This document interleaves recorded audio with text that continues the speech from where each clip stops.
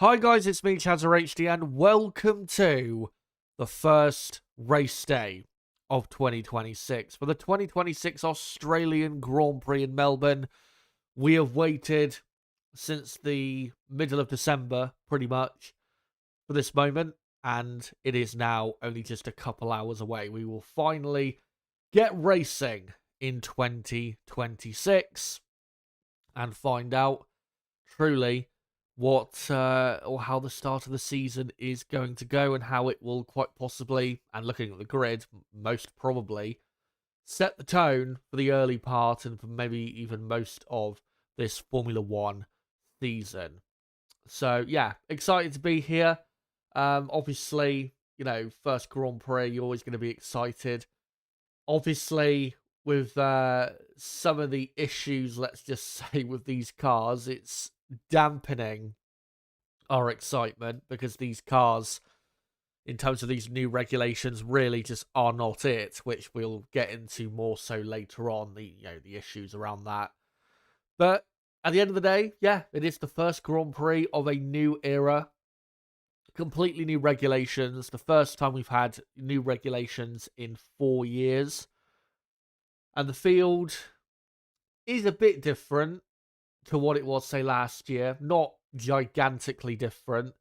The field obviously has spread apart in terms of the gap from the very front to the very back, which is obviously a shame, but that will close up over time. But we do now have a new team at the very front of the Formula One field, a team that was at the front of the Formula One field for quite a while, not too long ago. Mercedes-Benz looked very good yesterday, and yeah, they look like they're really going to set the tone today with most probably a dominant victory in Melbourne, which is maybe, you could say, what most of us expected coming into this race. But we have had some crazy opening races before. Last year was probably an example of one of them, but many times here in Melbourne, we've had races where most of the field doesn't finish. There was famously that race in 2008 where I think only 6 cars actually finished the race on track. So there's no middle ground really with this Grand Prix. It's either going to be a boring, pedestrian, basically type race, or it's going to be just chaos from lap 1 until the very finish. We could have many retirements, of course, new power units. These power units do seem still quite unreliable. And if anything, it feels like reliability is worse now than it was at the start of 2014 when we had the last big change in engine regulations, when we obviously went from naturally aspirated V8s to the V6 hybrids. Yeah, these power units, they feel even less reliable. So there could be plenty of DNFs today, and you never know, that could result in some surprise results and maybe a couple surprise teams actually ending up in the top 10. So we'll see what goes down today. Fingers crossed it's a chaotic race and we get, exciting things happening, but we'll have to just find out ultimately. And not long to go now, as you can see, an hour and 55 minutes until lights out in Melbourne for the 2026 Formula One season. Hope you guys are well ahead of the start of this race. Obviously, if you joined me yesterday for qualifying, hello to you again. If this is the first time you've ever joined us, welcome to the channel. If this is the first time you've joined us in probably since the end of last season, then yeah, good to see you back in the chat. And yeah, hope you're all doing well. Hope you're all still, despite the issues with the regulations and the issues with these cars, I hope you're still excited enough for this season start. And no matter what time zone you're in, what part of the world you're from, I hope you're all doing well given whatever circumstances you are going through. And I hope you can join me today, or for me at least, this very early hours of the morning, in watching along and hopefully enjoying the first race of 2026. Of course, if you can't watch along the session, but you want to keep up to date with what's going on, this is a great place to be because we'll keep you absolutely bang up to date with everything going on in the race. And obviously, you know, if you've been around for the watch-alongs before, you'll know the usual schedule for how we do things here. We will start off by looking through the key data from yesterday and what the grid is for this Australian Grand Prix. And then we will get into, obviously, your comments in the chat at some point to see what you guys are having to say ahead of the Grand Prix and what some of your predictions are and, you know, stuff like that. I'll obviously do a roundup of the teams before the race just to go through what each team should be aiming for today, given their performance level. And then, obviously, yesterday, I had another person on commentary with me, Niblo, who normally joins us for the race watch-alongs. He was on the qualifying watch-along yesterday, and he will be joining us again today for the race watch-along. He will be joining us in about an hour and 20 minutes from now, so around half an hour as usual before the race starts. So yeah, we'll have him on, get his thoughts ahead of the Grand Prix. And then, when it comes to it, we'll get into the race itself. A 58-lap Australian Grand Prix. And we'll see just what goes down.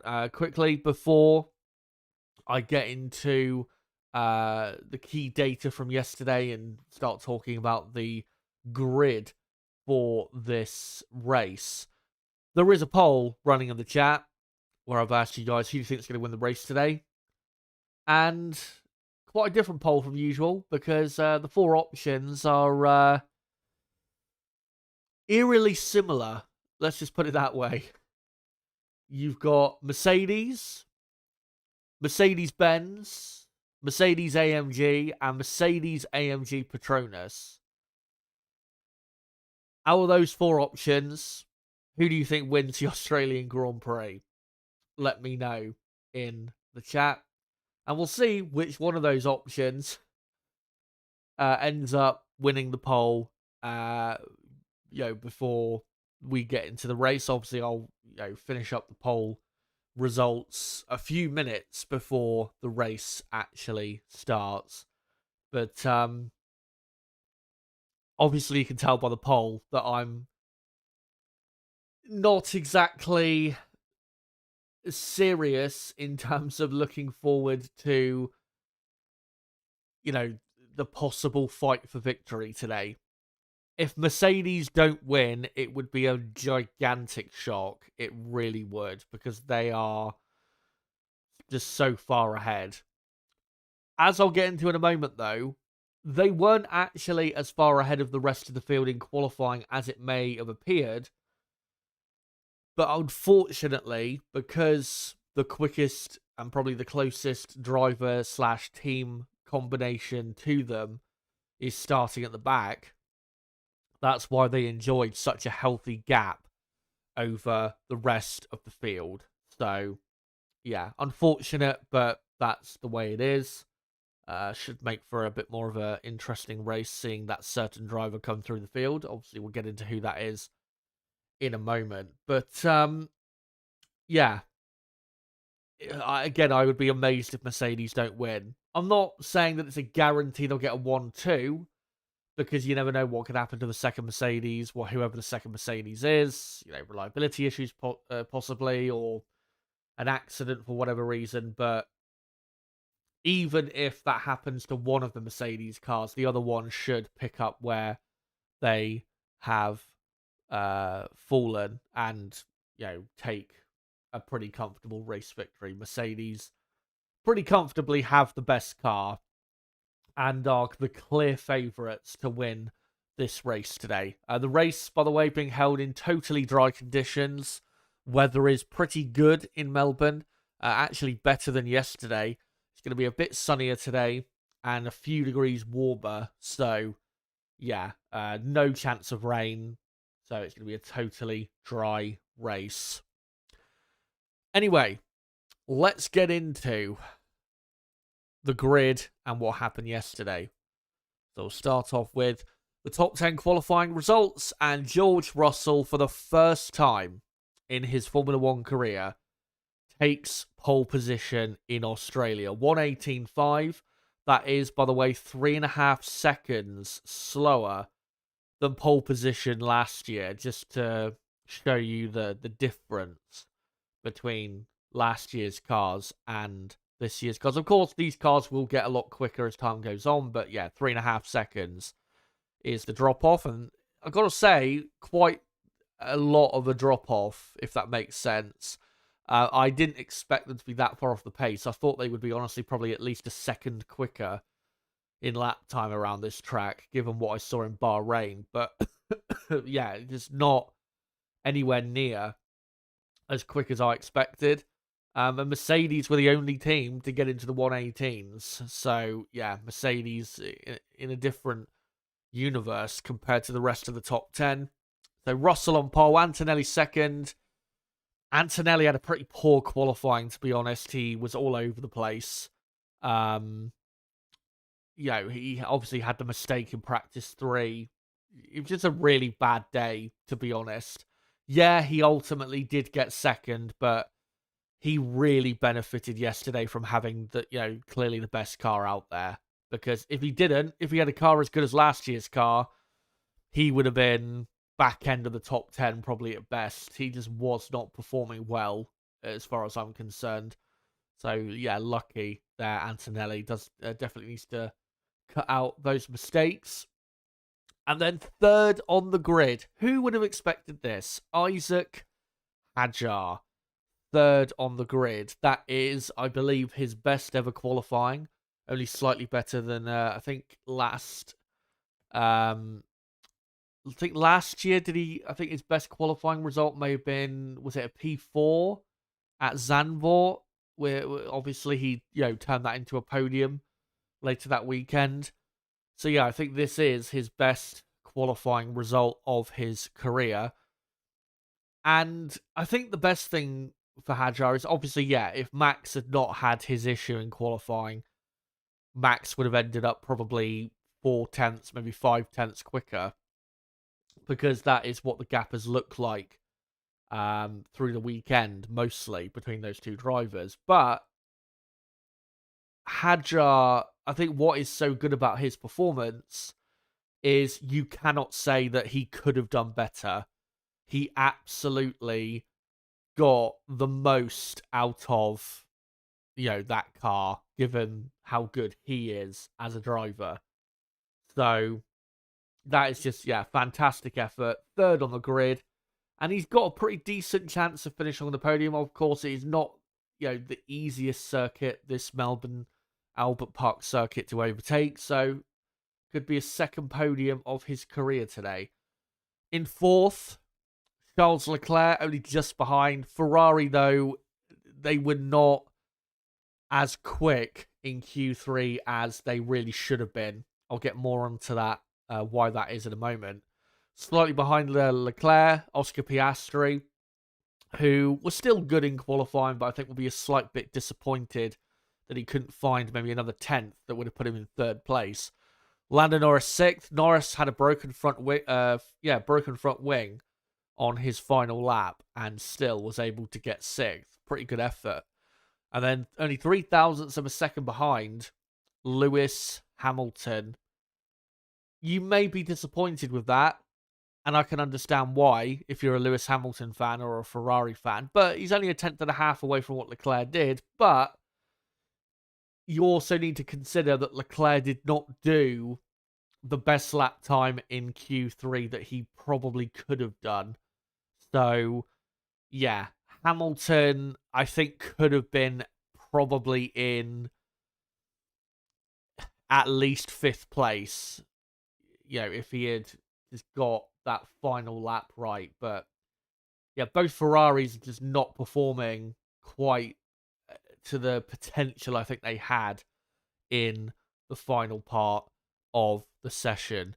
8th place, Liam Lawson. Brilliant result and brilliant day for Racing Bulls, who have been so quick all weekend. Arvid Lindblad, I do feel a bit sorry for him. He had a battery issue in terms of deployment on his final qualifying lap, and that's what cost him being ahead of his teammate. And he really deserves to be ahead of Lawson because he's been ahead of Lawson the whole weekend. But yeah, a bit of a reliability issue there. But 8th and 9th for Racing Bulls. Who honestly thought they would be in that position after testing where they didn't look terrible, but they just looked like they weren't really anywhere close to being at the front of the midfield. But there you go. And then Gabriel Bortoleto didn't do a lap time in Q3, unfortunately, but he ended up in P10. Very good qualifying for him and Audi. First Grand Prix in their Formula 1 history. And they are starting in the top 10 with one of their cars, and 10th and 11th overall for the Audi team. Now, because I don't have a graphic for the rest of the field, we're just going to go through the grid graphic to show you what the grid is from front to back for this Australian Grand Prix. So on the front row, yeah, two Mercedes. And then Hadjar and Leclerc on the second row. Third row is Piastri and Norris. Fourth row, Lewis Hamilton and Liam Lawson. And then completing the top 10, Arvid Lindblad, the rookie, and Gabriel Bortoleto.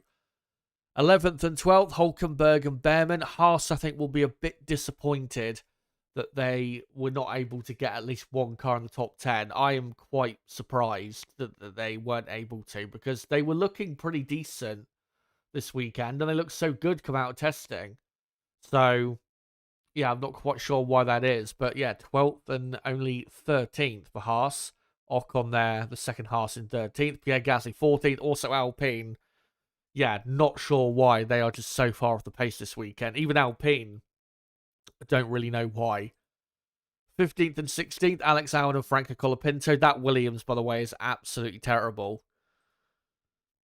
And then, remarkably, even though he is a bit lucky to be, in this position, Fernando Alonso, 17th on the grid in a car that we all thought would be probably 20th or 19th at best.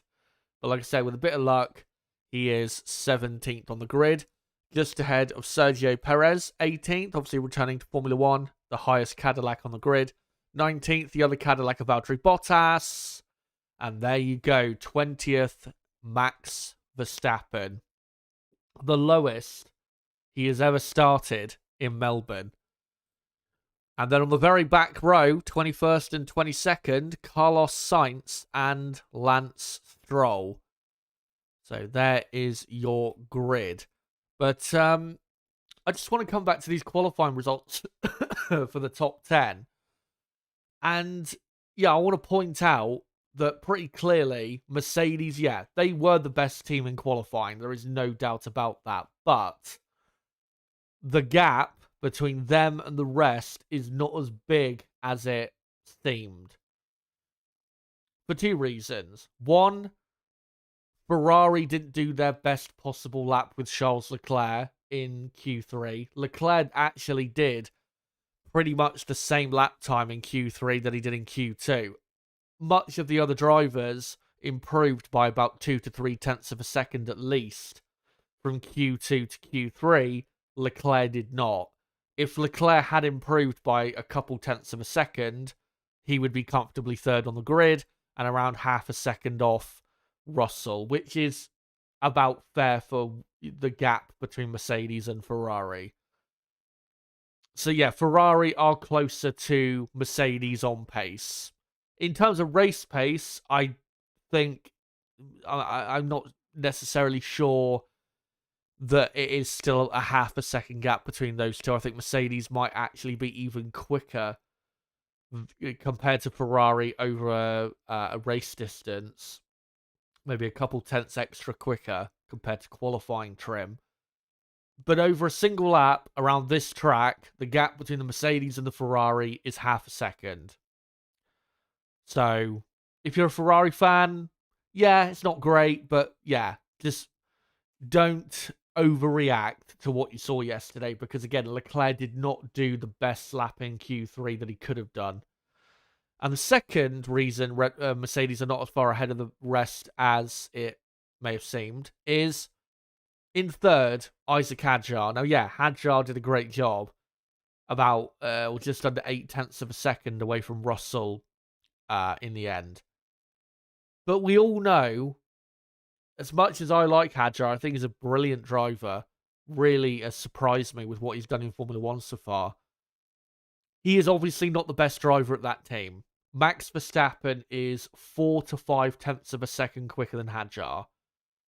So if Max had done qualifying yesterday, I think Max would have been probably half a tenth to a tenth slower than Antonelli, about 3, maybe 4 tenths at most away from Russell. So Red Bull, they're still losing a bit of lap time to Mercedes, but they are not that far away. They're not as far away from Mercedes on pace as I thought they were around this track, which is good to see. So please do keep that in mind, that Red Bull, yeah, great result with Hadjar, but yeah, Red Bull, they do genuinely have a quick car, just not as quick at the minute as Mercedes. I'm hoping as the season goes on that Red Bull will improve, and then we'll get Red Bull and Mercedes pretty much on the same level.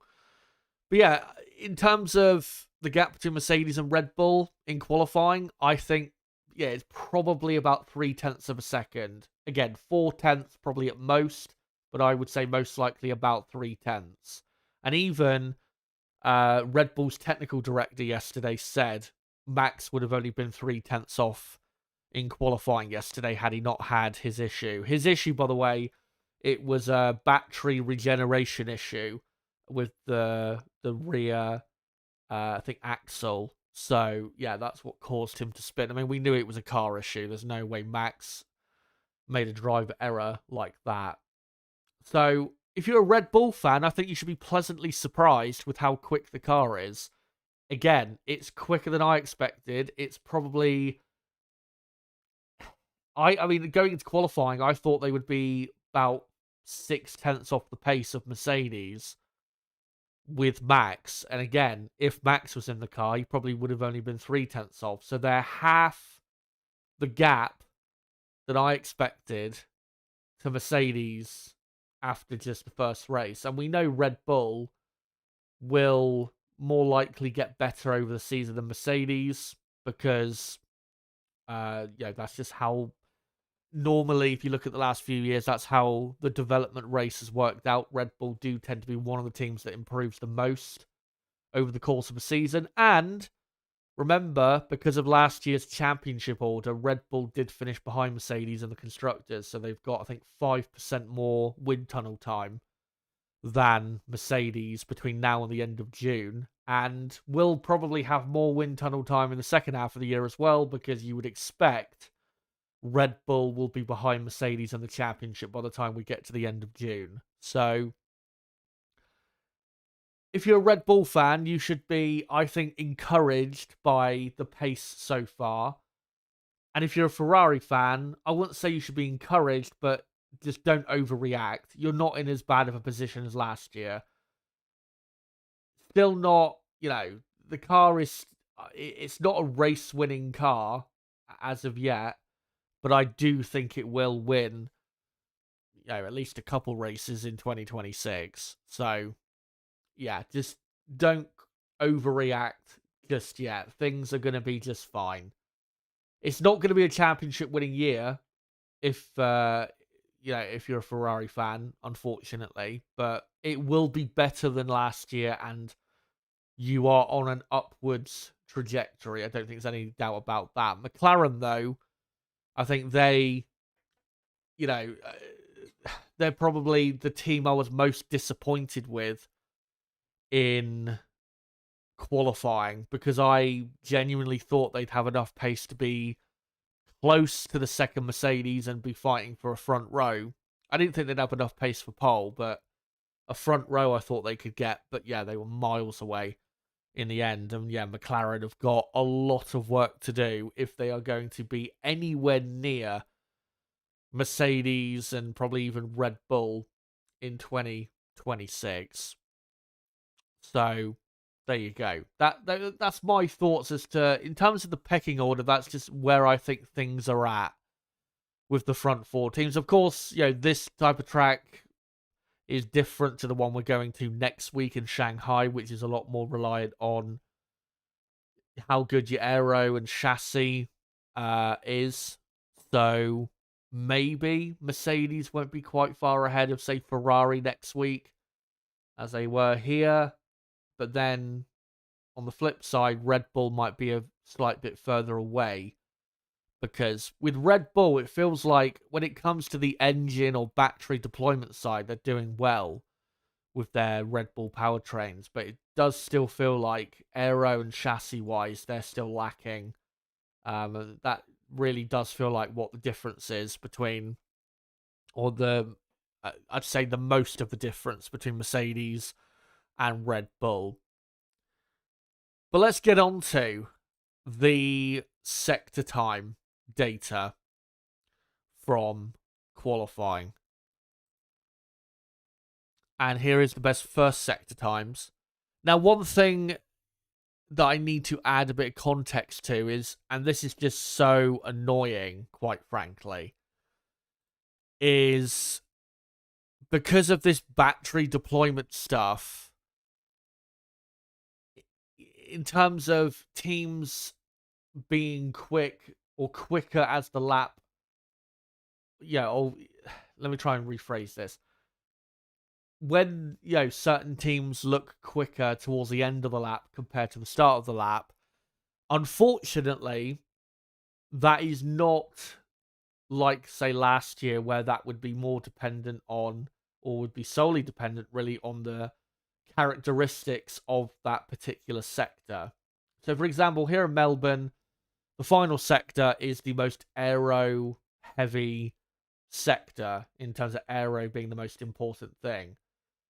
But unfortunately, because of these regulations, and the drivers are basically, they're not even drivers anymore, they're just battery managers at this point. If you have a really good final sector, it does seem that is a lot down to having more battery left than other teams, or being more battery efficient. Which, don't get me started on that. I just hate the way, Formula One has gone in this direction. In terms of the aero side of these new cars, I really like them. But the engine side is, everyone I've seen on social media has rightly criticized these cars in terms of the engine side, because it is just awful. Teams losing 50, 60 kilometers an hour because of clipping, going into fast corners and having to downshift on the straight so that they can, save some battery. It's just that if you were having to do that in a race situation, you could excuse it, because in a race, a lot of times in a race, you are just managing the car. You're not always pushing as hard as you can. But to be doing that in qualifying as well, that really is what people are very angry about. Because that's the appeal of qualifying, is getting to see the drivers at full pelt. With the tyres on the edge of grip, everything on the very edge of just going completely sideways. Because the drivers are just leathering the cars. That's not happening this year. The drivers are just managing the car through a lap and managing the battery so they can make sure to have enough battery to get through the lap so that they don't lose tons of speed. And that's why I said a moment ago, these guys, they're not drivers anymore, they're battery managers. And that is just really depressing. And all I'm going to say, and we'll talk about it later when I bring Niblo on, because I know he's got quite a bit to say about it, but FOM, Liberty Media, they've got to sort this out, because if this continues, and it will be worse, by the way, at other tracks like Baku and Monza I think Suzuka is going to be a really bad one in 3 weeks' time, which is really going to piss people off because of just how great that circuit is when you're actually pushing flat out. Yeah, Liberty Media and FOM have got to sort this out if this really does persist and doesn't seem like it's going to get better, because millions will stop watching, because even the new fans are not going to get excited over, watching these cars be driven nowhere near the limit because the drivers are having to manage the battery and lift and coast on qualifying laps. Like, are you fucking kidding me? Lift and coast on qualifying laps. Again, just a complete joke. But yeah, there's going to have to be a lot of discussions, because I wouldn't be surprised in the next couple years if a lot of people stop watching Formula One and leave the sport as fans, because, there's a lot of debate when it comes to the race side of Formula One that, we want to see the drivers pushing as hard as possible and not managing tyres and all of that, even though in other older eras we have seen the drivers manage things, and, that's been a debate for a while. But qualifying has still been sacred up until this point, but not anymore. So, again, they've got to sort this out, or else Formula One is in big trouble and heading exactly in the direction that NASCAR has been heading in the last few years, in terms of the dip in popularity and losing fans, losing money, losing all sorts. So, yeah, the big discussions need to be had, put it that way. Anyway, let's get into these sector times. The first sector, Mercedes, pretty much a couple tenths of a second quicker than Ferrari. And then McLaren and Red Bull about a quarter of a second off. Red Bull consistently have been slow in the first sector. And a bit of a drop off to Racing Bull's very good speed compared to the rest of the midfield in this first sector. And then Audi and Alpine and Williams very close with each other. Bit of a drop off then to Haas. Haas really struggling in the first sector. 4.5 tenths slower than Racing Bulls even, never mind the front runners. And then about a 3 tenths of a second drop off to Aston Martin, who thankfully were a few tenths of a second quicker in qualifying and in this sector than Cadillac. So one thing I will say with Aston Martin is I was happy to see that they managed to complete qualifying and they actually were out there as long as really you would normally be for qualifying. So they were actually able to do a normal session, only with Alonso though, because Lance Stroll never got out yesterday.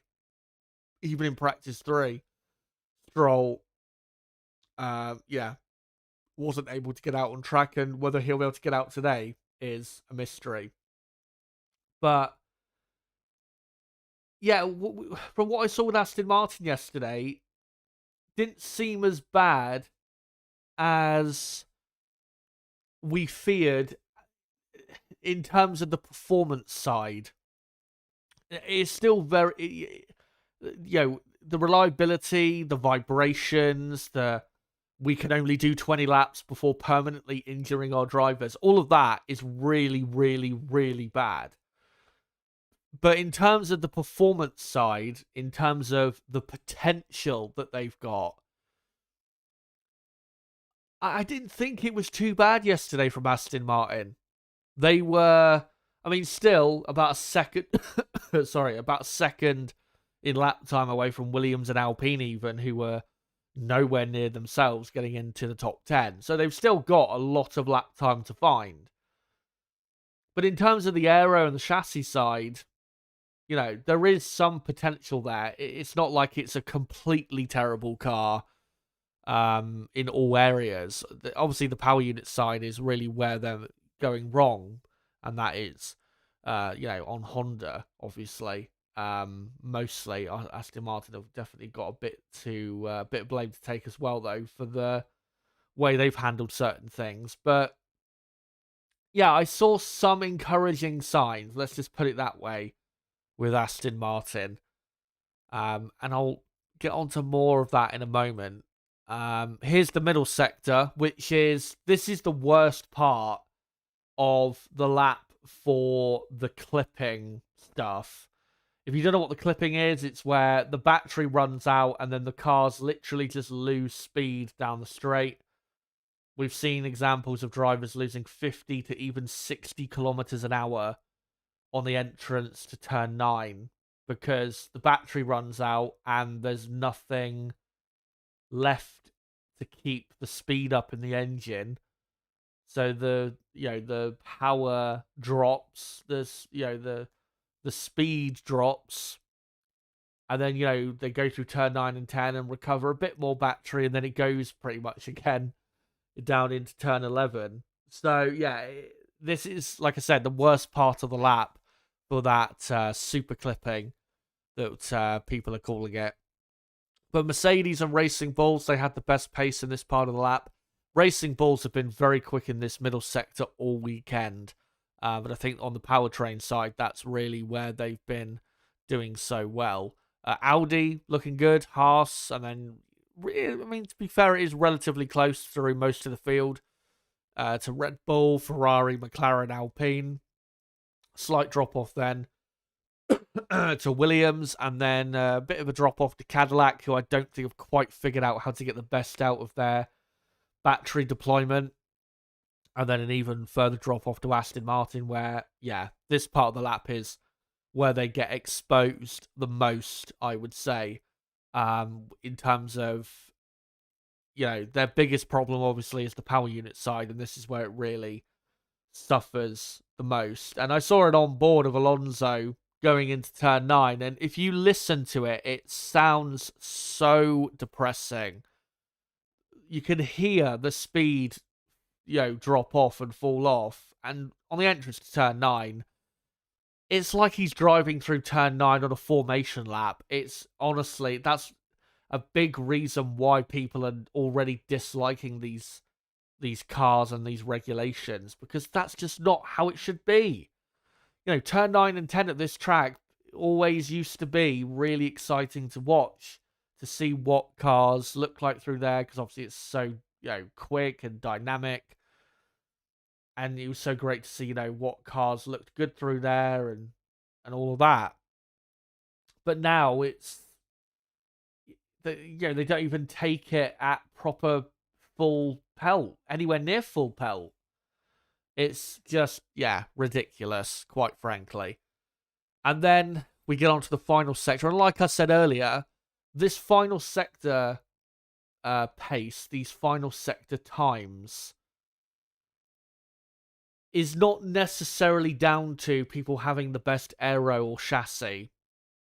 A lot of it is down to, again, having, say, more or enough battery left that is being deployed in the final few corners, and then obviously down the pit straight to the start-finish line. And that's a big reason why Mercedes was so quick yesterday, and I think that's really why their power unit is the best overall, because I think they've got not only the outright power, but they've got the efficiency with the battery deployment to where they can be consistently through a whole lap, really quick, when others like Ferrari and maybe Red Bull to a small extent just don't quite have that as much. So, Mercedes quarter of a second quicker than McLaren, Red Bull 0.3 off, Ferrari 0.3 off, then a bit of a drop off to Audi. Audi, I've got to say, good qualifying from them. Really impressed with how they've already started this season. And then got Racing Bulls, Haas, quarter of a second, then drop off to Alpine. And then Williams, I don't even know what to say at this point. Williams were further away from Audi than they were Aston Martin. I mean, they were 0.2 quicker than Aston Martin, but still 0.6 of a second slower than Audi in the final sector alone. And given how bad Aston Martin have been, I mean, that is really bad. And as I said a couple times on stream yesterday, Williams are really benefiting a lot from Aston Martin taking the attention for being so bad, because if they weren't, Williams would be getting it, and rightly so, because their car stinks. It is terrible. It is an awful, awful car. It will get better through the season, but whether they can really get any sort of good results this season, I don't know, because again, it is a rubbish car, quite frankly, at this moment. And I don't really see until probably not until we get into the European summer at the earliest, them actually starting to do anything of note. So, yeah, Williams, not a good spot at all. I think what shows you with Williams just how bad they are is, they've got the Mercedes engine, so it's not like they're powered by Honda or anything like that. They've got the correct engine, but they just, on the battery side, haven't figured out how to get that right whatsoever. And the car, grip-wise, is one of the worst on the grid. It might be the second worst on the grid, honestly. The only car being worse handling-wise is probably the Cadillac. I'd even say at this point, I think probably the Aston Martin has already better handling than the Williams. So, yeah, Williams, get in the bin. Honestly, get in the bin. You have produced a shocker of a car for this year. Aston Martin, like I said, not too bad considering, I think, how low our expectations were. And again, if only they can just sort that engine out a bit, I think there is a potentially decent car there in terms of the aero chassis side. So, I mean, we'll just have to see how as the season goes on. We'll have to wait, obviously, until they can eventually factually finish a race. And then at that point, that's when their season actually does start. Because then you can start to take them seriously. But until they prove, not even to us, but to themselves, that they can actually finish a race, then they're a non-factor. I mean, even Ted Kravitz said it on his qualifying notebook on Sky F1 after qualifying yesterday. We have all just got to look the other way with Aston Martin until the summer, because they are just nowhere near ready. They're just nowhere near it. And then, yeah, Cadillac at the very back. I mean, yeah, there's probably some battery reasons for that, but I think 80% of that is just not having a good aero or chassis package, which is not a surprise. That was always going to be the weakest point of their car this year. So, yeah, no surprise there whatsoever with the Cadillac team. Now, one final thing we'll go on to before I get into my predictions for the race is the best top speeds. Now, again, because of these annoying cars in terms of the engines, this data might not be actually that useful anymore, because even though this might show the potential that certain power units have, what it doesn't show is who has the best efficiency of deployment with their battery over the course of a lap. So, yeah, Lindblad at the top, and then Audi. I've got to say Audi, they have consistently in the top speed traps been quick, and I do think they've got the engine right for sure. They're just lacking so much in downforce, and that's why they're obviously miles away from the front of the field, but obviously that will improve. Now they've got all the resources they have, once they start bringing upgrades, they are going to very quickly improve. And then, yeah, Ferrari, Cadillac, Red Bull, Alpine, Haas, Mercedes, McLaren. And then, remarkably, Aston Martin did not have the slowest top speed. Williams had the slowest top speed. Williams, 288 kilometers an hour, which I think, again, I don't think they've figured out at all with the battery deployment stuff. I don't think they've got that figured out whatsoever. But compared to Audi, 23 kilometers an hour slower?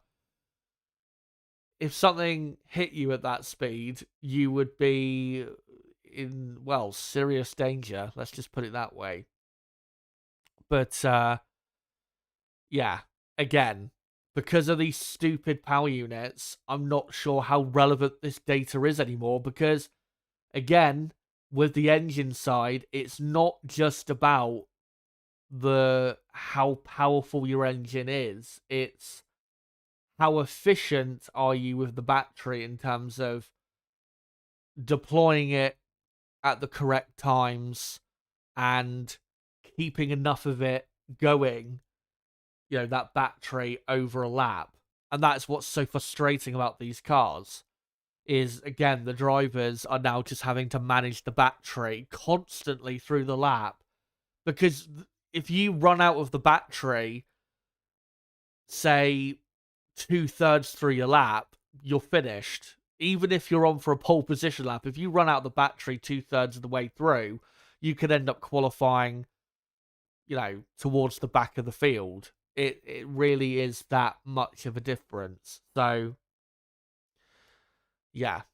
I mean, in the future, I'm not sure if I'm even going to discuss this data anymore because, again, the relevance of it, I'm not sure applies anymore like it used to, where we could actually look at it and actually be like, yeah, this team's got good straight line speed, this team's lacking, and, if they can improve by a few kilometers, then they can maybe, get up a couple positions on the grid. But again, I just don't think it's relevant anymore, which is really sad because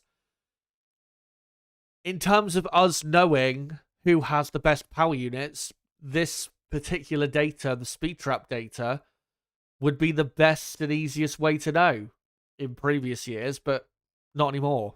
So, yeah, real sad, quite frankly. But let me get on to now my predictions for the race, as we've got, I think, just over an hour to go until lights out. And I've gone with, as usual, my predicted gaps, which I think it'll be through the top 10. So, yeah, George Russell, I think, wins the race by about 15 seconds from Kimi Antonelli. And in third, Charles Leclerc, I think, will end up about 35 seconds away. And that's being generous, by the way. That's only if Mercedes do what I think they will do, which is after the first and only round of pit stops, Mercedes, I think, are just going to back off and drop the pace. In terms of how quick they will go in the first, say, 20 laps. I think they'll drop off and just manage things to the end to make sure they get to the end. And they'll still end up being 35 seconds clear. If they were to push as hard for the whole race as they will do in the first, say, 20 to 30 laps, then I think Leclerc probably in third will end up 45 or even 50 seconds away. Because I think Mercedes are just genuinely that quick compared to Ferrari in race conditions. Just behind Leclerc will be Isaac Hadjar in fourth. Fifth, Lewis Hamilton, who will have Max Verstappen starting 20th. He will be right on his tail. Red Bull, I think, have the second best race car for today. And I think not only that, I think they will be quite clearly faster than Ferrari, but because they will only be clearly faster than Ferrari in the hands of Max, and Max is starting at the back, that's why Max will finish behind both Ferrari cars. If Max was in third place, Max would finish miles ahead in terms of time on track compared to Leclerc. Honestly, I think he'd finish probably, what? He'd be probably 20 odd seconds ahead. I really do believe the Red Bull car is, in race conditions, I think it is, clearly better than the Ferrari car. And then just behind Max will be Piastri, who will have a decent race in seventh. Norris, the world champion, will be eighth and a minute away from Russell. And then, certainly, without doubt, if there is no safety cars after lap one, Liam Lawson in ninth will end up being the highest placed driver if he does finish in ninth, and he'll be the highest placed driver to end up a lap down. And then Bortoletto, I think, will finish in 10th, also a lap down. The reason I've not gone with Arvid Lindblad in the top 10, by the way, is because as a rookie, I just don't think he will have the greatest race. I mean, in terms of performance, probably should finish in the top 10, but I think Audi are going to be a bit stronger today in comparison to Racing Bulls than they were yesterday. So, yeah, Audi, I think, will grab the final point in this Australian Grand Prix. But there you go. Those are my predictions. And yeah, I think Mercedes are going to dominate the race today, unfortunately. But let me just get the timer back on screen. There you go. Hour and 10 minutes pretty much to go until the race is underway. For everyone watching, make sure to get your comments in the chat. Let me know, what do you think is going to happen today? What do you think about the performance of the Mercedes and the Ferrari car, the Red Bull, the McLaren, the Aston Martin, the Audi? Let me know what you think. But also, with these cars and the whole battery situation, with them running out of battery and the drivers having to manage the battery so much, let me know your thoughts. Give me, I want to hear from you guys. What do you honestly think about it? Let me know in the chat. And for the next probably half an hour, I will go through your comments. And yeah, we'll see what you guys have to say. Now, a couple things before I do go through the comments already there and make sure to keep them coming. Yeah, firstly, as usual, make sure to smash the like button if you haven't already. Let's try and get the likes up on this stream if we can. And as well, if you are new to the channel, make sure to subscribe for more content like this, because we will do plenty of watch-alongs throughout the season. And of course, there's a Grand Prix next weekend in China, and we will be doing content for that next weekend. So make sure to subscribe if you want to keep up to date with 2026 action here in Formula One. And the second thing I wanted to talk about was regarding the next Grand Prix in China. And what I wanted to announce is, because of, obviously I'm still doing my master's in screenwriting at the moment, and the next few weeks is very important in regards to that or what we're doing at the minute, as we've got a module going on at the moment that we're going to complete in a few weeks' time. And we're getting towards the crunch time of that module in the next, say, month. So because of that, I will not be doing a watch-along for both qualifying and the race next weekend. Next weekend, I will only do a watch-along for either qualifying or the race. I haven't decided yet which session it will be. More likely, it'll probably be qualifying. If I was to, say right now what session it will more likely be, it will probably be qualifying. But I will let you know at the end of this stream after the race what session I'm going to do as a watch-along. The reason I can't do both is because obviously waking up at such early hours is really hard for me. Obviously, I'm fine doing it for the first race of the season because, it's different. First race of the season is special. But yeah, next weekend I can't do a watch along for both the qualifying and the race, because again, I'd have to get up both mornings, Saturday and Sunday at 4 or 5 o'clock in the morning, and I just can't next week as much do that. So yeah, I will be doing a watch along for either qualifying or the race. One thing though is I will be doing a qualifying preview stream on Friday night, regardless of what session I do a watch along for. So if I don't do a qualifying watch along and I do a race watch along instead, there will still be a qualifying preview stream on Friday night to preview qualifying for the Chinese Grand Prix. So that will definitely be happening. And that is actually the next live stream on the channel is, this coming Friday. Live, I'll be probably at 6 p.m. UK time. And we'll go through the usual stuff and have a look at the data and preview what should happen in qualifying, and then either I'll be live a few hours later for qualifying, or I'll miss qualifying and then be live on Sunday morning for the race. But like I said, after this race, I will later on in this stream, right before the end of the stream, I will let you know what session I plan to do.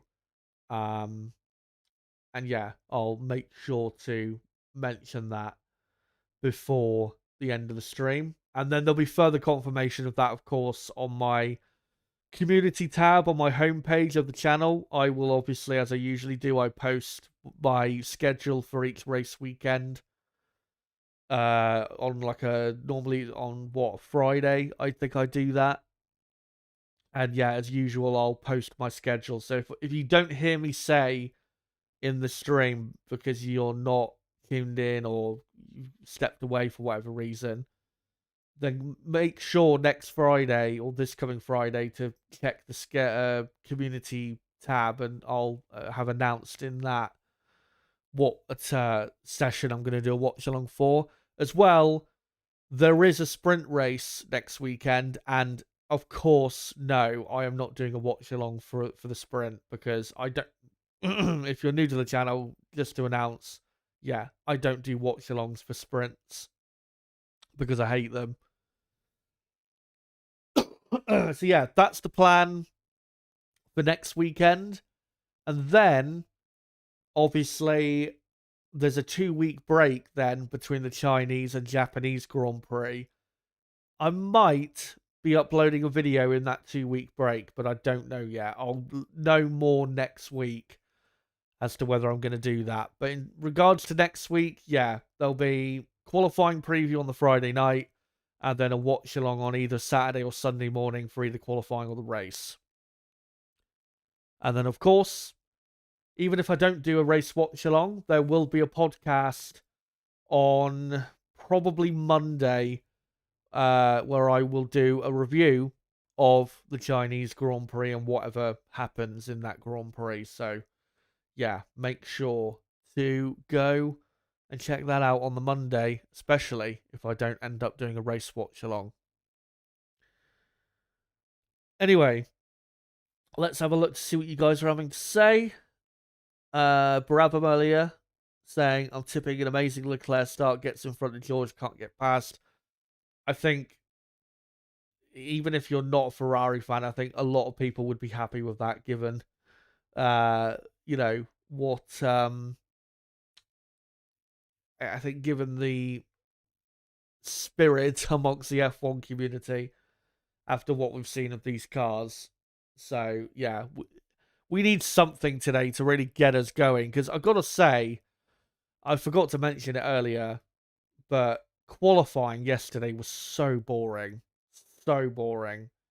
That was genuinely the worst qualifying session I think we've had in a long time. Probably the worst we've had in Melbourne for quite a few years. I think the last qualifying session as boring as that, you'd probably have to go back to probably the Mercedes domination era, probably say 2016, when we had that failed qualifying system that Bernie brought in for 2 races and then got rid of. Yeah, it just was not it. And I know, yeah, we had the drama of Verstappen going off, but that wasn't even driver error. That was just a car failure. Except for that, and maybe you could say Isaac Hadjar finishing 3rd. It was, yeah, a very, it could have been an email. Let's just say that qualifying session could have been an email. Crystal in the chat saying, Domenicali angry at drivers criticising the regs. Looks like he wants to super clip Ocon with a 10-second penalty. F1, if F1 wanted to be environmentally friendly, they would cease operations altogether. If they really cared, yeah. But the thing is, and we all know this, Formula One does not make a difference when it comes to the ozone layer. It just doesn't. One of the biggest differences is obviously all the diesel and petrol road cars. And there's way more of them than there are Formula One cars. Formula One, promoting green technology, it's all politics. That's what it is. Because there's been this big political push ever since, I'd say probably about 20 years ago, towards, greener energy and cleaner air, and bringing the temperature, the global temperatures down, because they are getting extreme in certain parts of the world, which they are. And the thing is I agree with the sentiment. I want greener energy and cleaner air, and I don't want to live on a planet that's overly hot, or we're having extreme weather events caused by man-made global warming. Of course I don't want that, but actually affect change where it actually will make a difference. Formula One, again, it's not contributing to global warming. It's not. There are actual issues, or areas, let's say, that are contributing to that they still have been slow to react on, or haven't even reacted on, let's say. And another thing that's frustrating is, we've got these sustainable fuels now. Obviously, there was a demonstration of Sebastian Vettel driving a 92 Williams car at Silverstone a few years ago with sustainable fuels. That is what the future should be. V8s or V10s, sustainable fuels, they don't impact the environment negatively. But instead, we're doing this bullshit PR exercise when, again, Formula One is not going to affect any change, because it's just not. And this is all for, weirdo executives of these big companies who just want to jerk themselves off about all these, green initiatives and all this, stuff. Which, again, I agree with it. I'm not saying, let's destroy the atmosphere for our own greed. I'm not one of those people that thinks we should just be, living in a world full of smog and pollution. I'm definitely not one of those people. But again, actually focus on the areas that affect change. Another thing that's really frustrating as well, and let's just be honest,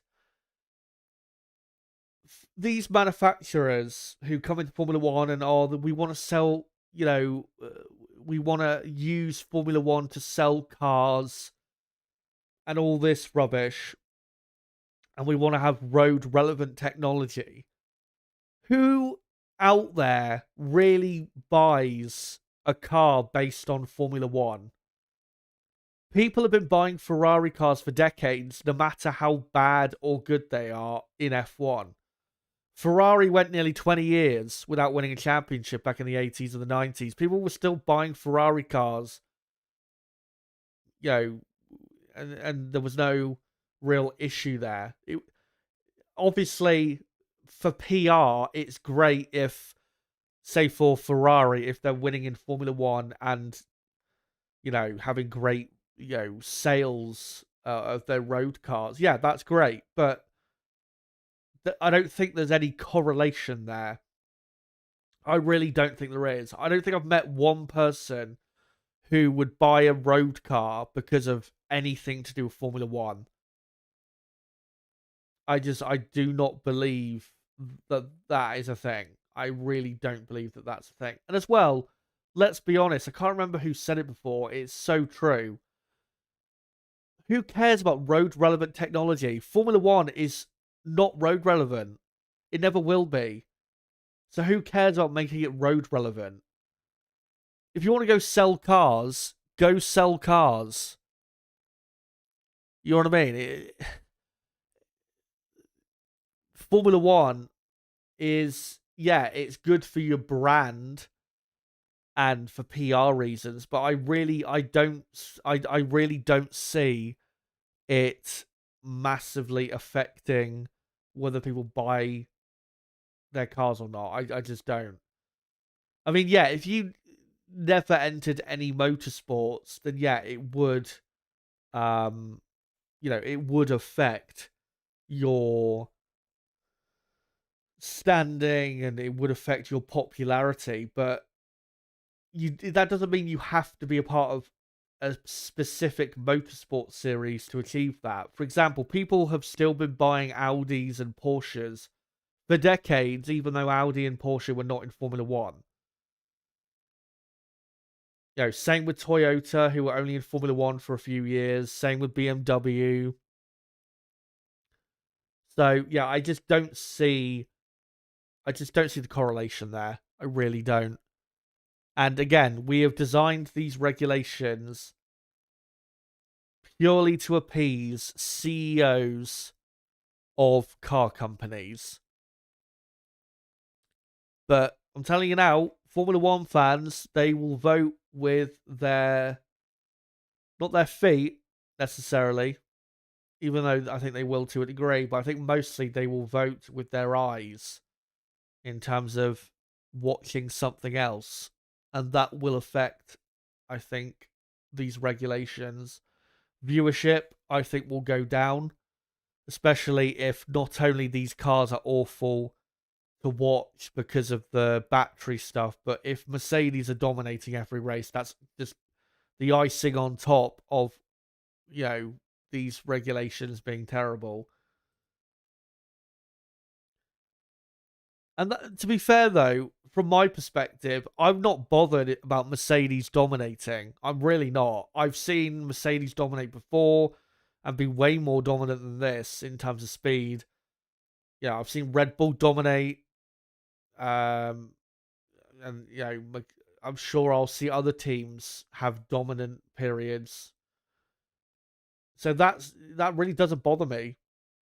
But the cars being so unenjoyable to watch, that does bother me, and it does bother a lot of people. Darth Lord Raven says, "Hey Chazza, hello to you. Hope you're doing well." What's wrong if Hadjar would win? Gut feeling here, why not? I don't think Max finished today, to be honest. The only way Hadjar wins is if both Mercedes cars, have a DNF or something. That's the only way. It would be very similar to when Eddie Irvine won this race in 99 for Ferrari, where that day both McLarens, who were miles clear of the next car, they were like a second and a half on pole, I think, ahead of the next car, which was Michael Schumacher, by the way, in the Ferrari. That just shows you how great that McLaren was in that period, even though it wasn't very reliable. And that's, on that weekend, what cost them getting the win, because even if one of the cars finished, they would have ended up probably lapping the whole field, like they did the year before. But yeah, both McLarens ended up out the race, and Irvine took advantage and won the race. So yeah, that's the only way that Isaac Hadjar wins this race. There's no way Hadjar is going to take on and beat one of the Mercedes cars. No way. Absolutely no way.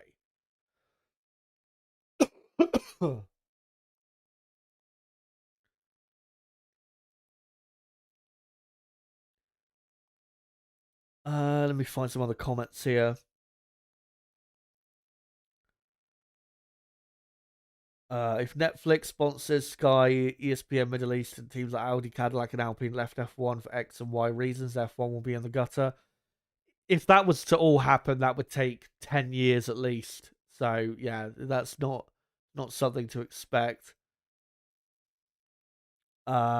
Yanni says, I don't like these new cars and engines. They suck. FIA sucks. Well, the thing is, I'm not sure it's as much of a push from the FIA. It feels like more of a push from Liberty Media to appease Audi. That was really the big reason why Audi came in, was because of the the exact engine regulations that we do have. But if these engine regulations really do fail and turn away millions of fans, they're gonna have to change the regulations, because if they keep these regulations the same and these engines are as bad as they are and continue to be as bad as they are permanently, and they keep these cars around until the end of this decade, there'll be millions of fans who will have been turned away and who won't come back. And at that point, once you've lost them, you've lost them. It's very similar, again, to the downfall of NASCAR, where they turned away millions of fans. NASCAR was such a popular sport in America, back, 20, 30, especially 30 years ago. And now look at it. It's a complete joke. So they've got to be very, very careful.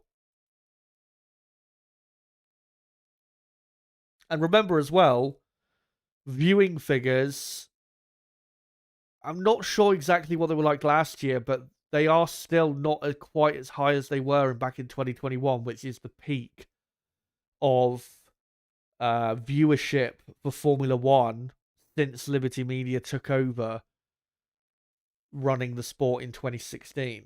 So they've already lost quite a few people. So you don't want to continue that trend or accelerate it.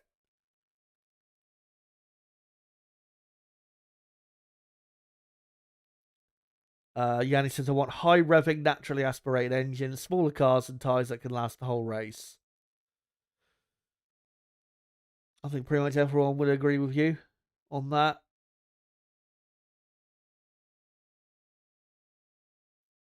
Crystal says, my F1 Supercut would just revert back to the pre-2009 chassis regs and 3-litre V10s made by Cosworth and Mechachrome.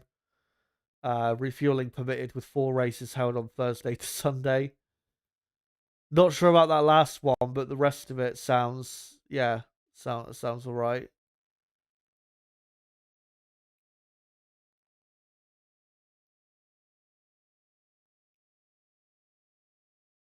Yanis says Aston Martin is a car company, so they should build their own engines.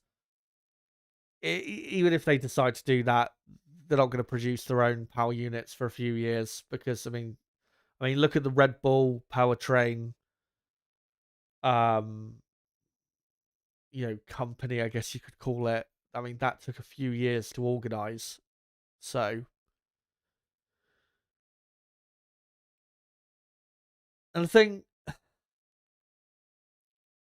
one thing I just saw with Crystal there was just talking about sports in general.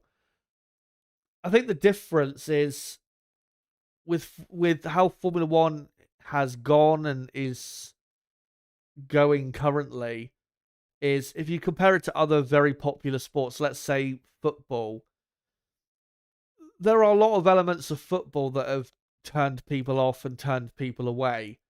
But the fundamental enjoyment of playing the game and watching the game, I think, is still mostly there, because they haven't forcibly ruined the game enough, I would say, to really turn millions and millions away.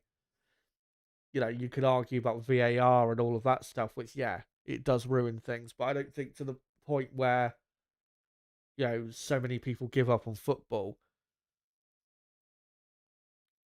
With Formula One, again, as I said earlier, we've all complained for years about the drivers managing too much in the races and having to look after their tyres and brakes and whatever.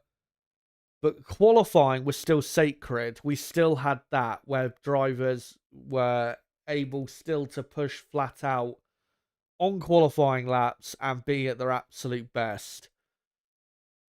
But now we don't have that anymore. So it feels like all of the enjoyment that we as fans and as well the drivers get or have got out of Formula One and driving a car just isn't there anymore. And when you take that away, then you're really risking, again, turning away a lot of people from the sport. It's like, people, for example, tennis. I'm a big fan of tennis. People love watching, especially these days, players play long rallies and, fast, exciting, aggressive tennis, hitting the ball hard and drama and all of that. But if you changed that sport in a way fundamentally that made it unenjoyable to play and watch, you would turn millions of people away from that as well. Same with football. Same with, basketball. You would turn millions of people away. And that is the big risk that Formula One is running. They are risking turning millions of people away because they have further zapped the enjoyment factor out of not only us watching, but for the drivers participating. And if you've got the biggest drivers in your sport already they were already in testing talking about how shit these cars were to drive and saying, I think even Lewis Hamilton said, lift and coast is not racing. That's just going to convince the fans even more that it's just not worth watching anymore. Because if even the drivers don't like it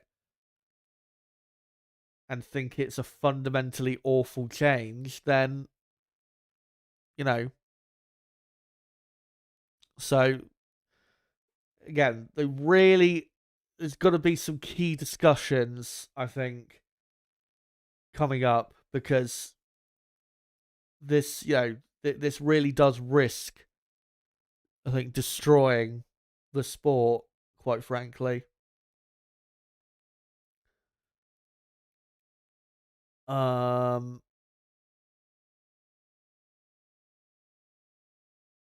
Chris will say, I've been watching Chaz's content since 2017. Thank you very much for that. Been watching since the old channel, those days. Your commentary is great, but I've become one very grumpy, cynical man. I don't feel the joy watching F1. Supporting Derby County is barely keeping me interested in football either. It's just robotic teams scared to dribble or take risks, relying on set pieces and wasting time endlessly. I think the biggest issue, I know people lament VAR and that, but I don't think VAR is anywhere near as big of an issue as people think it is. I think the biggest issue with football is the over-reliance on stats.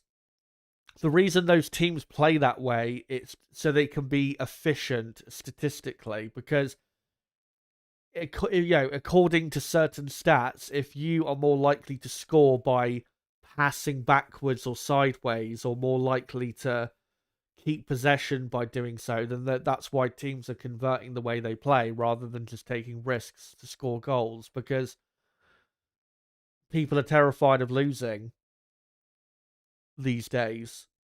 But there are still plenty of football teams out there that do actually try. I go and watch Plymouth Argyle quite a bit.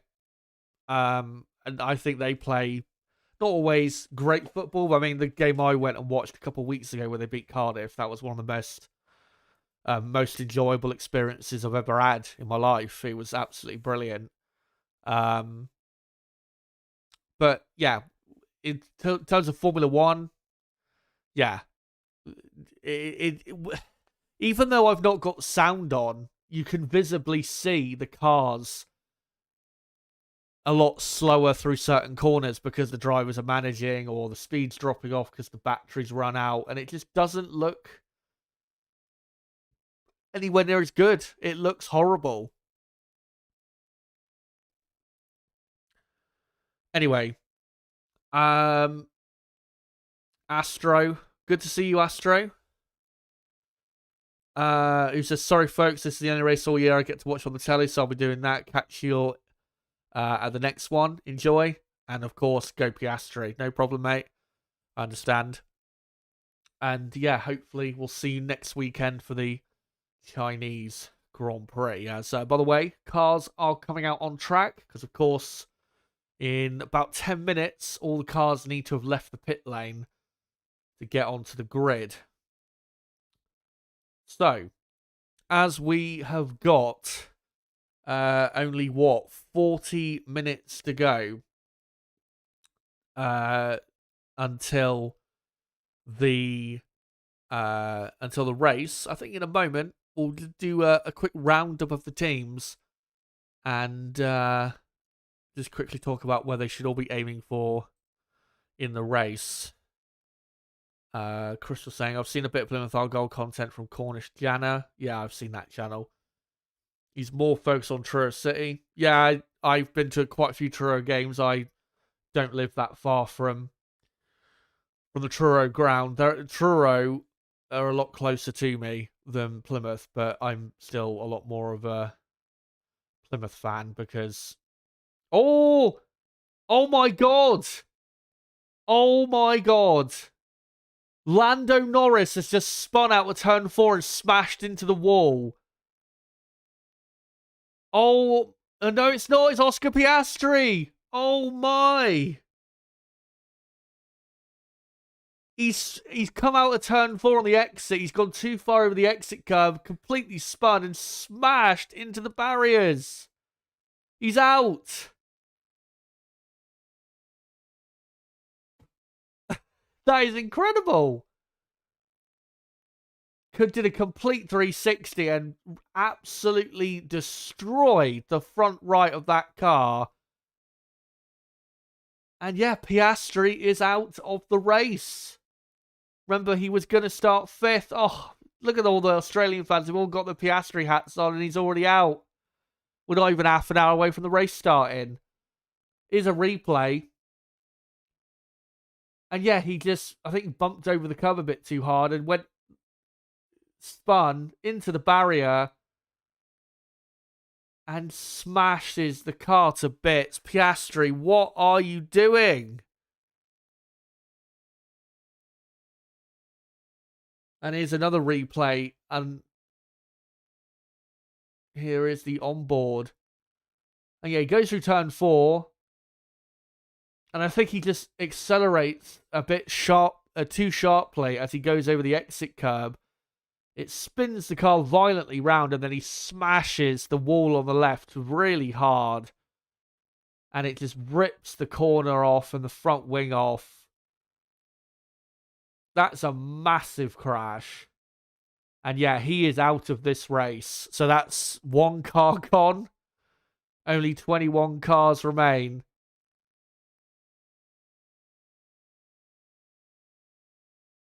And yeah, that's a terrible mistake. We have to be honest. That's an absolutely terrible mistake. He's done pretty much what Antonelli did yesterday at turn 1. He's just used a slight bit too much curb on the exit, and then that's just violently spun the car round. Crystal saying, was that driver error or software glitch? I think that's a driver error. He just applied slightly too much throttle and he bumped over the curb at the same time.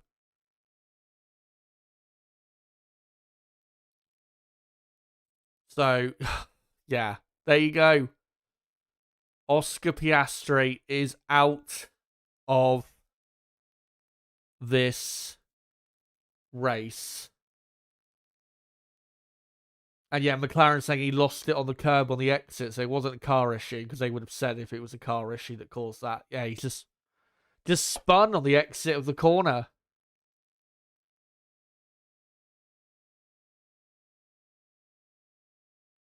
Well, there you go. Did he pull a Hadjar? Yeah, pretty well. Not exactly the same as what Hadjar did. But you'd probably argue worse, because, I mean, Hadjar did it on the formation lap. That was only his first... Piastri had only been out for a few corners. And he's only trying to make his way round to the grid. It's not even the formation lap. We're not even half an hour away from the race. We've still got another 35 minutes yet. So, yeah. Just a complete disaster.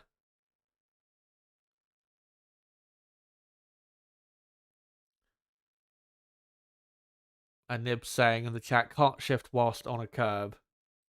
Well, it's because when one difference with these cars, the reason we saw Antonelli spin yesterday, when you put your foot down, the torque, the acceleration difference, it kicks in a lot more aggressively, the battery and the throttle, compared to last year's cars. Which is why, on traction, you do need to be more careful with these cars, because you can just violently spin like Antonelli did yesterday and smash into the wall, and just like Piastri did there.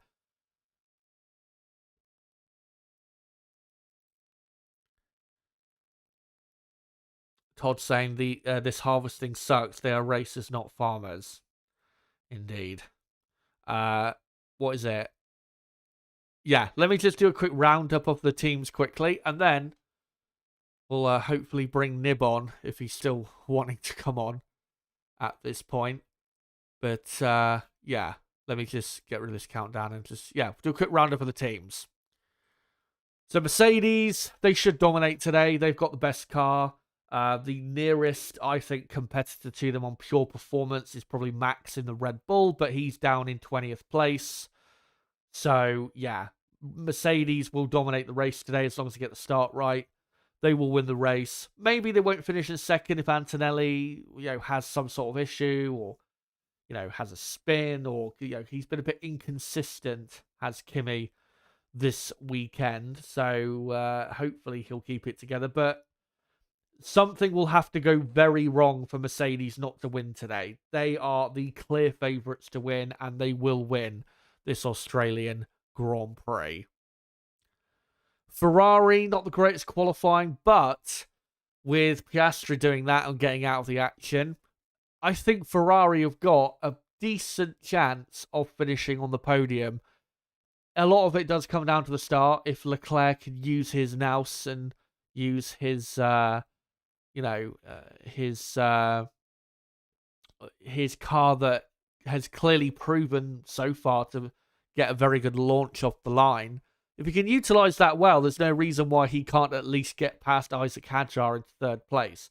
Even if he doesn't, though, I think Leclerc will be able to stick with Hadjar and fight with him the whole race.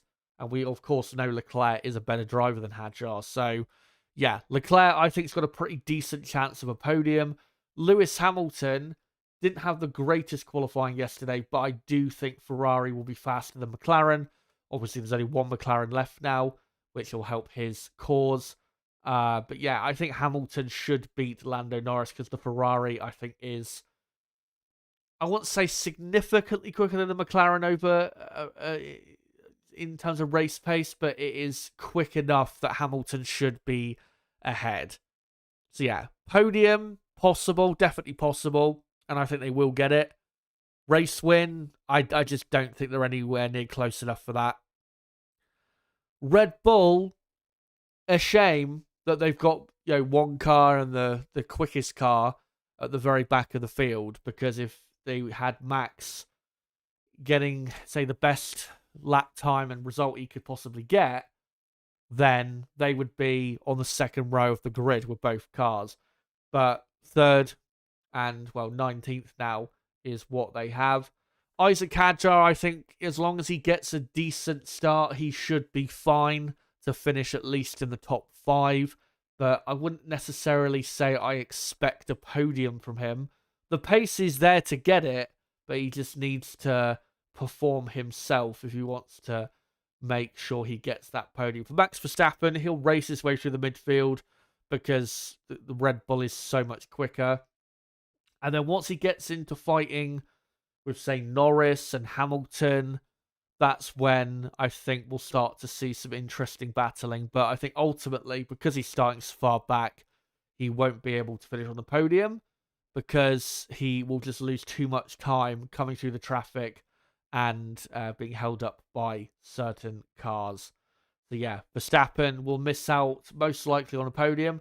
Maybe can take 5th place depending on what happens to people in the top 10. But yeah, if he was to end up on the podium, that would be an absolutely amazing result, quite frankly, given what, or how his weekend has gone and given where he's starting from. And for McLaren, yeah, one car already out with Oscar Piastri. Just a complete disaster there. For Lando Norris, he's the sole McLaren now. He will be up in 5th place now in this race. Lando's not had a great weekend. I think his fight really is going to be with Lewis Hamilton and probably Max Verstappen later on in the race. If he can keep Lewis Hamilton at bay, then I think 5th is possible. But again, towards the end of the race, if Max does get enough clear air, I think Verstappen is really going to be close with those two cars. And ultimately, I do think Max will beat Lando in the race. But yeah, McLaren, in terms of race pace, I think McLaren will be the slowest of the front 4 teams pretty comfortably. McLaren, this edition of the McLaren car just doesn't seem to be as quick over a race distance as it was last year, where they were even quicker on a Sunday compared to a Saturday. That's just, not the case this year, unfortunately, for them. So yeah, I'm not expecting much. If they finish in the top 5, I think, honestly, that'd be a pretty decent result for them. Now onto the midfield. Audi, looking pretty good. As long as they score points, even if it's only 1 point in 10th place, I think they'd be happy with that. They know they've not got the best midfield car right now, but they probably will do once we get a few races in. But yeah, 10th and 11th on the grid, looking good. Audi, I think, will be absolutely fine. Haas, 12th and 13th. As long as they can try somehow and grab a point today, I think that would be a good result. They are lower on the grid than I think a lot of people expected them to be honest. So a slight salvage operation needs to be done today. But yeah, I would expect more from them today. Racing Bulls, now 7th and 8th with Piastri out of the race. So on the 4th row are those two cars. Surely one of them scores points. I don't think both of them will. I think Arvid Lindblad is more likely to drop outside of the top 10 because he obviously is a rookie and he's not going to have as much experience and probably consistency, managing the race situations as Liam Lawson does. The Lawson, I think, will be fine. Lindblad, not so much. But yeah, Racing Bulls, they should start the season well by getting a few points. Alpine have not been good all weekend. I'd be really quite surprised if they ended up in the top 10. Same for Williams, their car is terrible. With Aston Martin, we know the issues. Really today, what we're looking out for is how many laps can they do before they'll retire. They are not going to finish the race today. I think that is very clear. So yeah, we'll see how many laps they can do. Hopefully they don't risk injuring their drivers. I don't think they will. I think what's likely going to happen is they'll get through the start and then they will, as soon as issues start to present themselves, they'll just pull in the pits and retire before they risk any, further embarrassment or damage or anything like that. So I think that's the sensible thing to do if you are Aston Martin. And then finally, new team on the grid, Cadillac Formula One. And of course, they are starting from, now that Piastri's out, now 17th and 18th on the grid. Hopefully, at least one of their cars finishes, because if there is a bit of chaos today and a few retirements, you never know. Maybe they can grab a point. We've seen crazy things happen here before, even crazier things in the past. So it's not out of the realm of possibility. Most likely, of course, it is unlikely, but you just never know in Formula One. And as a quick reminder, here's my top 10 prediction. Of course, Piastri's out of the race now, so that me predicting him to be in 7th is obviously not relevant anymore. But I do think Russell will win the race from Antonelli, and then Leclerc 3rd, Hadjar 4th, Hamilton 5th, Max in 6th. And then I think it'll be Norris 7th, Lawson 8th, Bortoletto 9th, and I'm going to go with Lindblad now in 10th place. So 8th and 10th I'm going for Racing Bulls. That'd be a great start for them if they were to get that. That'd be 5 points on the board. And remember, the midfield, they're not going to be the midfield teams scoring as many points this year as they did last year. Less opportunities, and they're further away as well from the top teams. So, yeah, they are going to find it tricky this year. So grabbing even just 4 or 5 points is going to feel quite big for those teams. But I am now going to just get the timer back on the screen. There you go. And before I bring Nib on, who I hope is ready, I'm just going to quickly post a link of the stream out one final time, as I usually do. And then we will get into his thoughts. Of course, we all know what we're going to talk about first. So, let me just post this out quick. Come join us here to watch along the first race 2026 in Australia.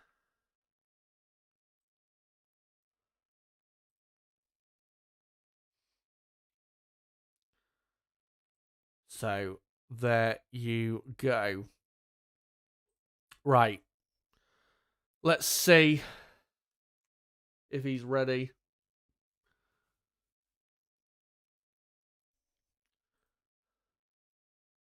And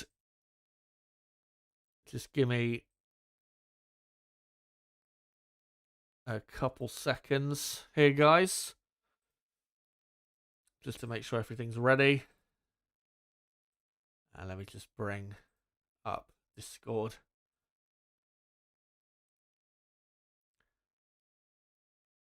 Right, are you there? I am. So, let's start off with the obvious then. What did you think of what you just saw with Oscar Piastri? The more I watch it, the more confused I am. Because it's not like he's absolutely clobbered the curb. He's not even pushing. There's got to be some element of mechanical issue there. There has to be. It's too simple of a mistake to make. And who knows with these stupid fucking cars that we've got? We don't know. Exactly. Yeah. That was a bit of the confusion initially with Verstappen yesterday, is we didn't know, quite what had happened. It does feel not the same, but similar-ish to what Antonelli did in practice 3, where he took it wasn't even loads of curb, it was just slightly too much by the looks of it. And the car just violently snapped. It was... Well, this is the thing. Antonelli definitely took too much curb. Yeah. Oscar didn't. And then it did a clunky upshift. Nah, trust me, I fucking watched the replay somehow. I put myself through it. And he's not taken much curb at all. Has he taken maybe slightly more than he would in a normal? I'm not sure of the exact line through that corner in terms of how much curb the drivers do take, but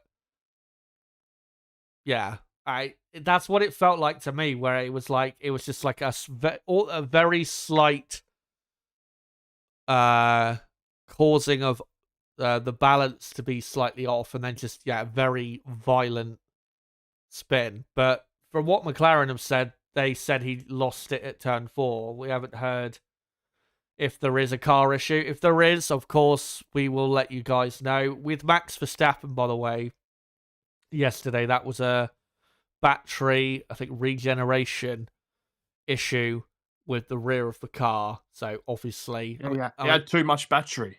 Yeah. What a sport! What a sport! As I mean, we knew it was a car issue when we saw the replay. It was pretty obvious. There was no way Max I mean, he didn't even. Not only did he not touch the grass into turn one, he was nowhere near the grass. He was miles from it. So yeah, we'll see what is said by McLaren later once they reveal whatever has happened. I don't know if they already have.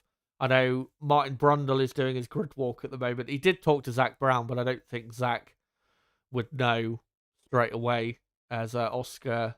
As I think, and he just made it back to the paddock. But yeah, Piastri, sadly for the home crowd, is out of the race, and only one McLaren left in the action. Of course, McLaren won this race last year, and I think with Lando, I think he'll be lucky even to get in the top 5. And yeah, obviously you've already mentioned there the cars. I've obviously talked at length so far about the issues with these cars and why so many fans hate it. Just for the people watching, just let them know not only why you don't like it, but what it is fundamentally the problem is with these engines, which is causing this dislike for the drivers and for us. It's fundamentally not Formula One. It's about going the fastest you can all of the time, especially in qualifying. Sure, there's loads of management going on during the races, but in qualifying, you want to see them going as fast as they can into the corners, and that's not happening because they've got. I mean, some of the drivers have been saying 450 horsepower less in the corners because of this battery. I mean, great, it recharges in 16 seconds with your super clipping. It's just utterly insane. Verstappen warned everyone 3 years ago. Nobody listened. Vettel did these brilliant runs with sustainable fuels with these V10 engines. That's the way we should have gone. It's the way that we hopefully go in 3 years' time, because quite frankly, yeah, we're going to have a probably chaotic race today with people not finishing and stuff like that. But that's going to be the only reason why it might be somewhat exciting, is because of poor reliability, because these cars are terrible. And it's a shame, as we were saying, I think yesterday we touched on, because if you get away from the engine side, the the aero side is a lot more like we want. The cars look a lot more in the direction which they should be going in, but they've just ruined that. Any possible good stuff with that, they've just ruined with these power units. And as you said, Max, someone, and I remember him saying it at the time, I couldn't remember what Grand Prix it was, but I saw someone brought it back up. It was the Austrian Grand Prix in 2023. So, yeah, nearly 3 years ago. And he said exactly what we've been seeing this weekend. And, the teams, I mean, even the teams have been saying it. The drivers were saying it. Even in testing, how much of an issue it was. So it's not a surprise, but no one's listened, and here we are. And we'll see what the results are in regards to the how many viewers turn off from Formula One. Obviously we'll have to wait and see with that, but it's definitely not going to bring in newer fans in, because even newer fans, if they don't know much about Formula One, they're going to know that drivers driving around managing the battery is not as exciting as what we did have just a few months ago, where at least in qualifying, drivers would push to the absolute limit. So we'll find out later this year if there is a fan backlash in terms of numbers, say less people attending or less people watching. There probably will be, but in terms of when that happens, we'll have to find out later this year, as they've just done the Australian national anthem on the grid, so we're only 15 minutes away now from the start of the race. For this race then, Nib, Mercedes are going to dominate, but do you expect it really the main focus to be the fight for the podium? And are you expecting some chaos, or do you think it's just going to be a boring lights to flag type race where nothing really of note happens? I think we definitely would expect Mercedes domination. I mean, I think the main intrigue is going to be the start. If Ferrari can have their absolutely mega starts, which they had in Bahrain, then maybe if Leclerc can get ahead of Antonelli, that would spice things up. But ultimately, I think it is probably going to be dictated a lot by reliability, which, you know, will be exciting in some senses, but yeah, just uh, first lap will be quite interesting.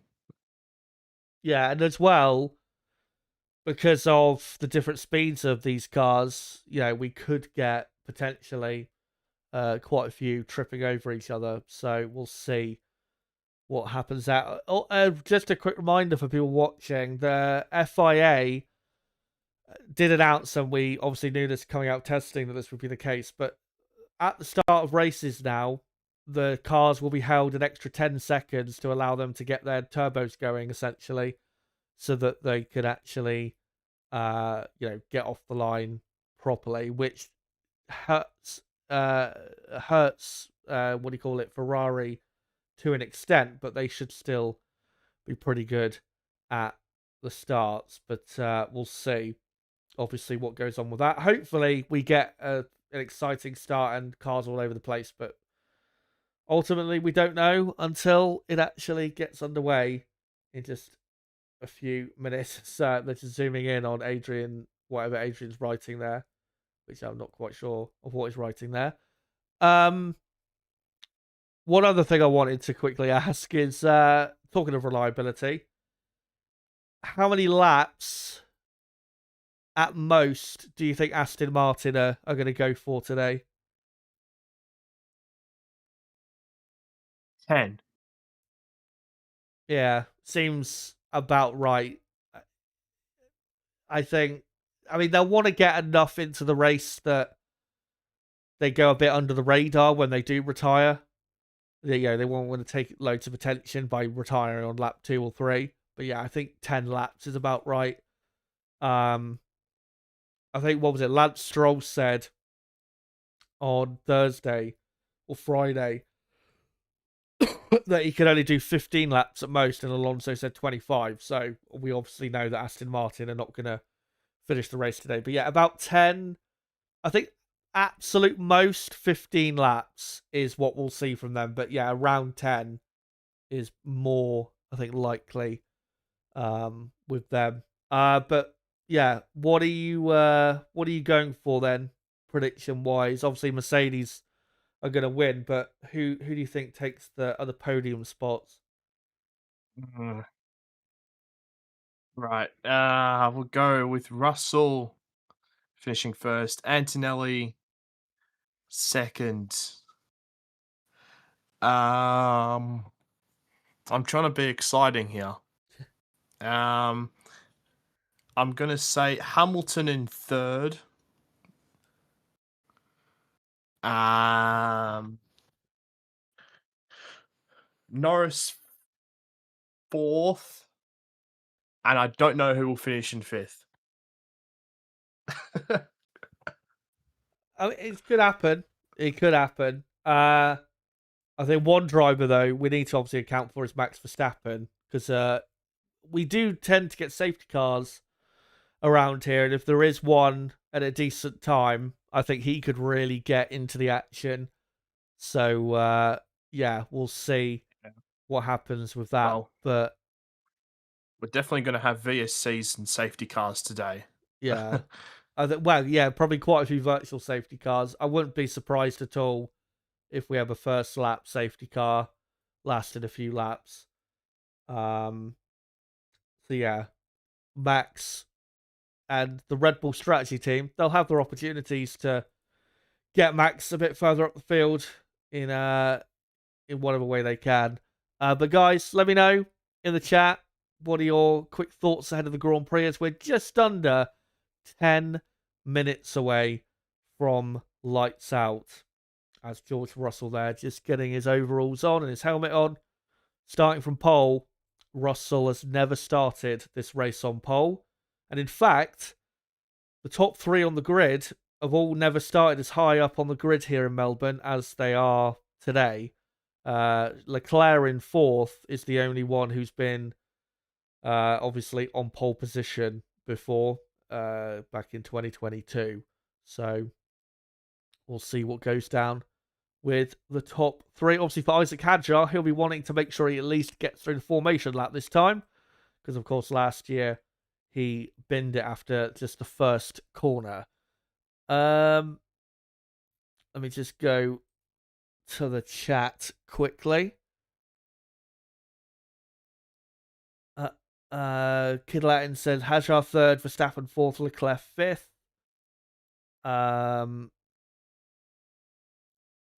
Let me just scroll up a bit. Todd says slow in midway through this long straight, pain in the ass to get the car moving, harvesting. Formula One may as well just be called the Great Harvest at this point. That is pretty much. I think, I don't know if you said it or someone else said it, but the drivers now, they're not even drivers, they're just battery managers. Like, that's basically what, George Russell yesterday was the best battery manager pretty much of the session. Hulkenberg's Audi's being wheeled back into the pit lane as we're on a ad break. And yeah, they're just coming back now. And, they're still showing Russell for the moment. But, that's another one. Another one bites the dust. As Todd asking, is Perez had a max? Yep, he is. Perez is... if Hulkenberg doesn't take the start, Perez will be 16th on the grid. And Max will be 18th. So... yeah, that was one slightly amusing thing, obviously, of qualifying yesterday. Perez finally out-qualifying Verstappen, even though Verstappen didn't do a time. One thing that was weird, though, Perez out-qualified Bottas by 0.6 of a second, which did not see coming, because Bottas has been pretty consistently quicker than Perez all weekend, and then suddenly Perez pulled that out. So I'm not sure if Bottas had an issue or what, but yeah, good to see Perez doing a decent job there. And hopefully, like I said earlier, hopefully Cadillac can finish with one of their cars, because you never know. I mean, we've already got Piastri out, Hulkenberg potentially could be out, both Aston Martins are going to be out, so you don't know.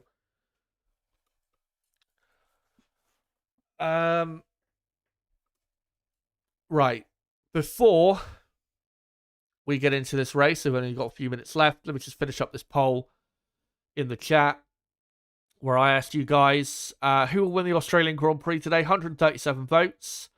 53% of the vote went to Mercedes, 32% for Mercedes AMG Petronas, 8% for Mercedes-Benz, and 7% for Mercedes AMG. So there you go. Mercedes, just Mercedes winning the vote, as we have got just over 5 more minutes now. I hadn't realised you'd done that. Yeah. Well, it's just so obvious that they're going to win. There's no point even, trying to debate. Is there any updates on Hulkenberg? Because I don't think they didn't show him, or haven't shown him yet since they came back. Luke Smith tweeted, so that's the only thing I've seen. Right. Hulkenberg, he's got a history of this. What was it? I remember his, 2012 and 2013, both those races, I think 2012 he retired after a lap, and 2013 he was out before the start because his car had an engine issue. So he does have history of a DNS at this race before, unfortunately. As the F1 intro now beginning to play. So I think we'll go through our starting grid for this Australian Grand Prix. So, on the front row, an all Mercedes front row, the first Mercedes front row lockout here in Melbourne since 2019. Russell on pole, Antonelli second. In third, Isaac Hadjar, Charles Leclerc in fourth. In fifth was Oscar Piastri. It will now be Lando Norris in fifth, the world champion, with Lewis Hamilton in sixth. And then it'll be Liam Lawson in seventh. Arvid Lindblad in eighth, with Gabriel Bortoleto ninth. 10th, if he can somehow get back out there, is Nico Hulkenberg. 11th, Oliver Behrman. 12th, Esteban Ocon. 13th, Pierre Gasly. Obviously, ex-teammates from Alpine.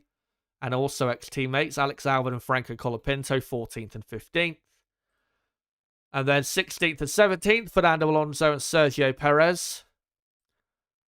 18th and 19th, Valtteri Bottas and Max Verstappen. That was a front row of the grid many times a few years ago. And then 20th and 21st, Carlos Sainz and Lance Stroll. And yeah, once we know with Hulkenberg what's going on, obviously we'll let you know. Let me just relegate. I mean, Hulkenberg is in the pit lane, so it's a GG. Well, that is very unfortunate there for Hulkenberg and for Audi, who were looking pretty reliable to this point. So yeah, Piastri already out.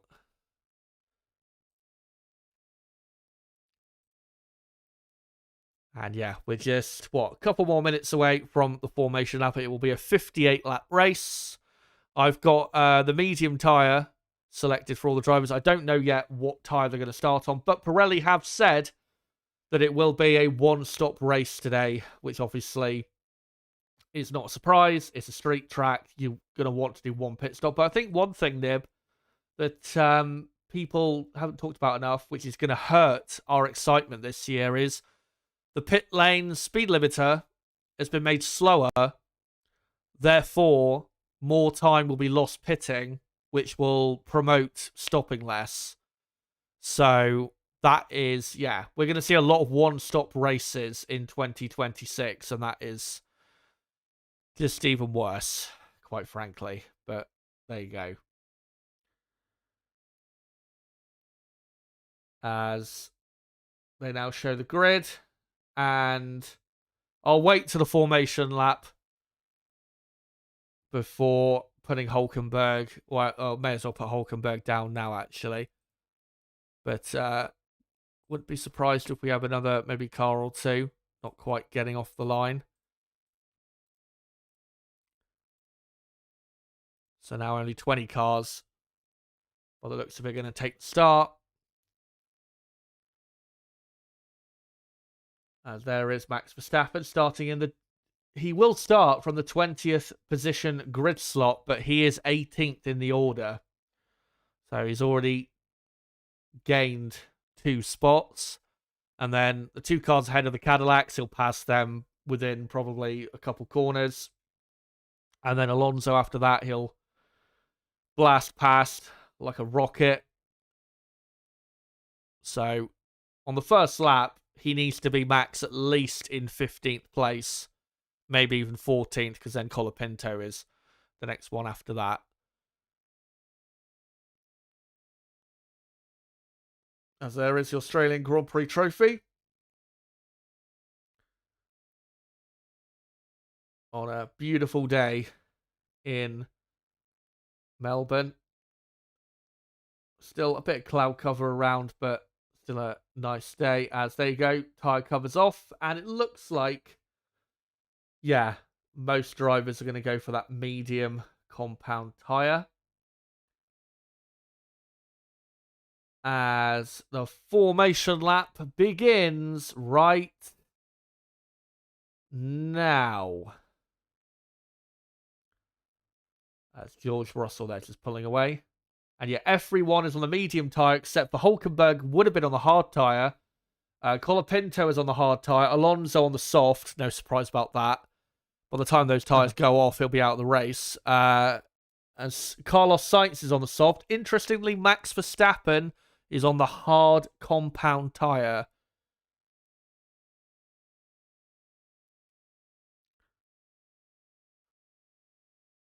We still haven't seen Hülkenberg on the screen, but I assume he is still stuck in the pits. Yep. That's Russell already completing the first sector on the formation lap. So yeah, a few different tyre choices out there. Obviously, Max will be the one to watch out for. He'll be going long on the first stint. He'll probably be going till about lap 30 before he comes in.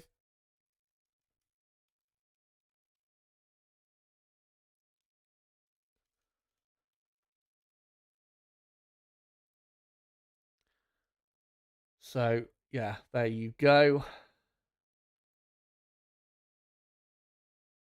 As Russell is already on his way down to turn 11. We've had, I think, 6 different winners at this Grand Prix since 2018. And Russell can add himself as a new winner to that list today. And so can, obviously, Antonelli and Hadjar. As the two Mercedes cars come through the penultimate corner. Record-breaking attendance at the Australian Grand Prix. Just under 500,000 people. 483,934. Pretty impressive.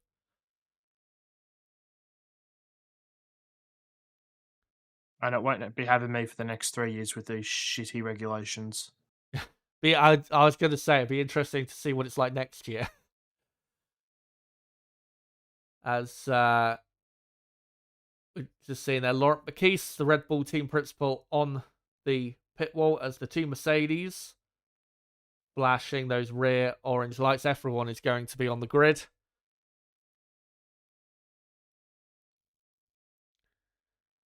As the final car will be Lance Stroll.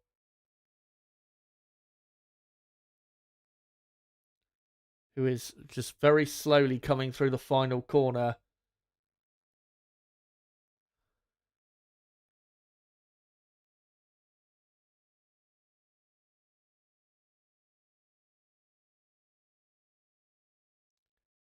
And here we go. So all the talk is over. It's now time to find out what will happen in 2026.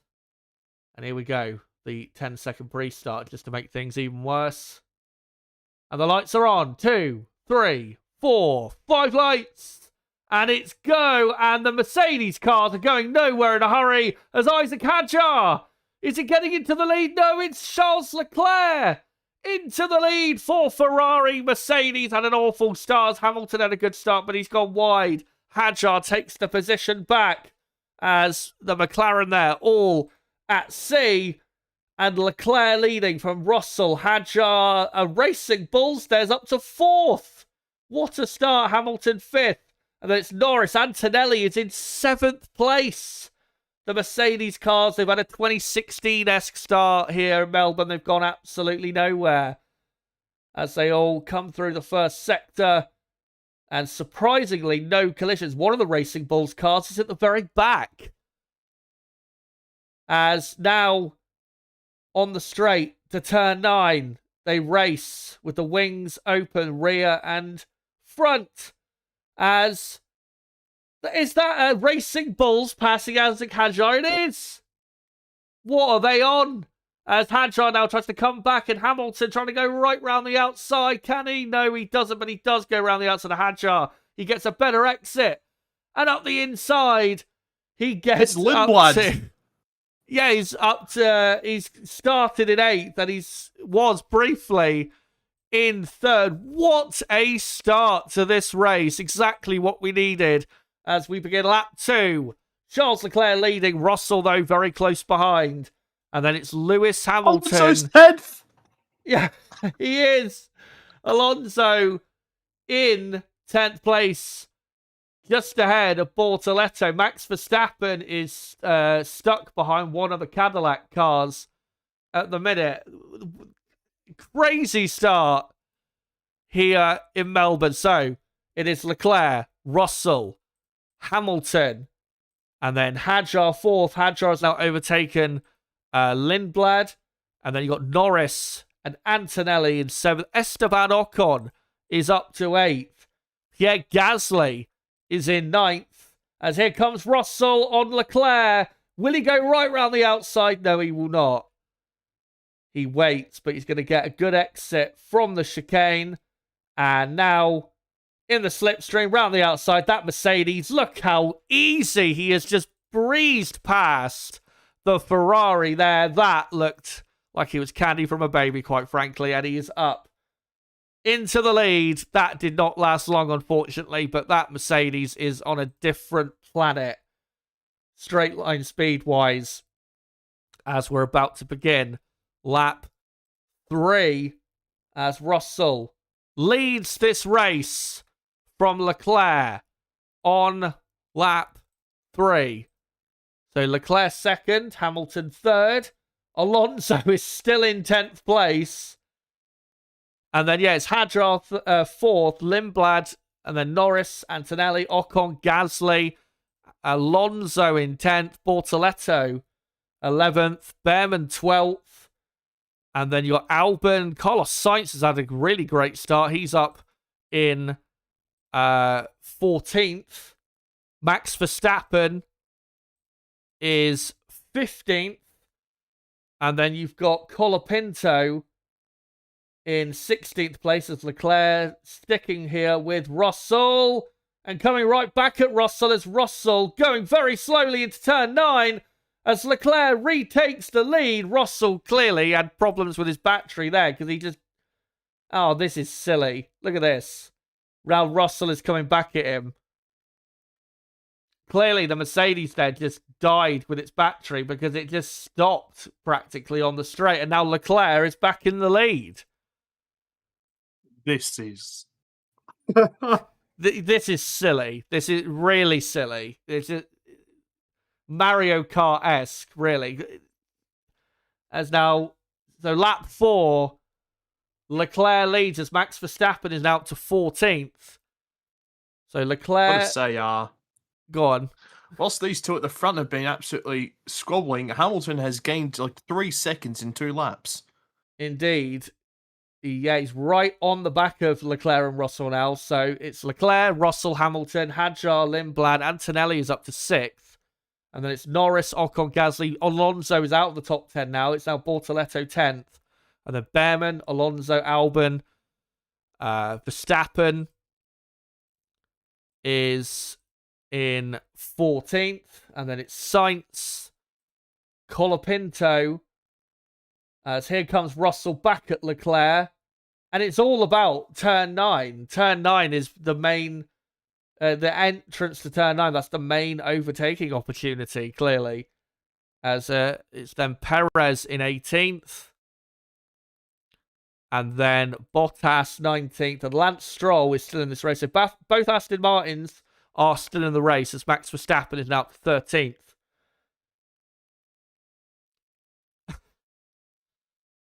As Leclerc pulling out a slight lead over Russell as they're about to begin lap 5 of 58. And Lindblad now being easily overtaken by Antonelli. I've got to say, the overtaking power seems twice, even 3 times stronger than it was last year. It is mental. As apparently Antonelli had no battery on the start, which caused the him going absolutely nowhere. it seemed like both Mercedes just had absolutely nothing. I mean, you could see immediately from the drop of the lights, the Mercedes were just screwed. As Max is now ahead of Alonso, so Max is now 12th. As up to turn 9, Leclerc starting to pull away a slight bit from Russell. Ferrari, at the minute, proving to be a bit of a match for Mercedes as it's just about starting to cool down up front. And they're starting to get into a bit of a rhythm. Here, though, is a replay of one of the craziest starts we've had here in Melbourne. Nib, take us through it. Well, we knew it was going to happen. We just didn't know how good the start was going to be. And Leclerc and even Hadjar got absolutely mega starts. I mean, especially that second phase, Leclerc just absolutely breezed past everyone. I mean, if it was 200 meters longer, Hamilton would have been in second. Yeah, the Ferraris just absolutely went for it at the start there. And like I said, it was almost very reminiscent of that 2016 start. As there's on board of Leclerc, straight away past Antonelli. He did very well to duck and dive his way past Hadjar and then just took the inside from Russell. Nice and aggressive. As live, currently Russell is closer to Leclerc. They need to get back to the live shot because I think Russell is about to re-overtake Leclerc for the lead. As up to turn 9, not quite, but Russell is now closer. The gap about 0.3 of a second as Antonelli has passed Isaac Hadjar's Russell to the inside. Leclerc pushing him quite far, and Russell does not go for it. Leclerc aggressive in defence and keeps the lead for now as Verstappen is up to 11th. Oliver Behrman is actually in 10th place as Alonso is now starting to drop through the order. He's now down to 15th as Colapinto is under investigation for something as we're on lap 7 of 58. And this battle continues as Lewis Hamilton in third starting to drop back a bit. Antonelli is about 6.5 seconds off the lead. As Russell on the radio saying that was very dangerous by Leclerc, especially about what we talked about in the briefing. Well, who knows? Oh, have a fucking suck. As Leclerc and Russell look like they might be doing battle again in a moment, as we're just seeing in the mini box. Verstappen is right on the back of Oliver Behrman. He'll probably be overtaking him in the next lap or so. But yeah, this is clearly the battle for the victory. Russell and Leclerc for the moment. As they come down to turn 11. But one thing I am noticing is Antonelli, and obviously he's in clear air. He is very quickly catching these three of Leclerc, Russell, and Hamilton. So look, watch out for Antonelli, guys. Antonelli is going to get into this fight, especially if Russell keeps on being held up by Leclerc. As Norris is now right on the back of Lindblad, as Alonso is continuing to lose positions.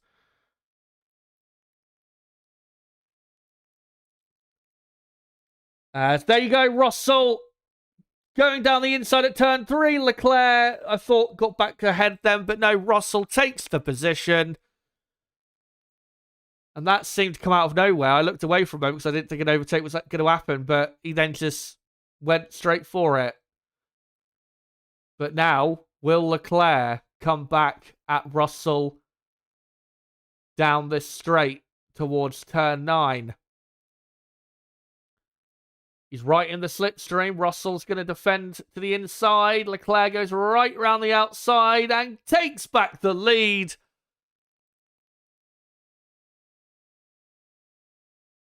So Leclerc back into the lead as Russell feigns for a move, but he's not going to go for it. I think what's hard to understand for us is because we don't have DRS, we don't know if is this because of lack of, one driver losing their battery or not, or is it like genuine? It's hard to tell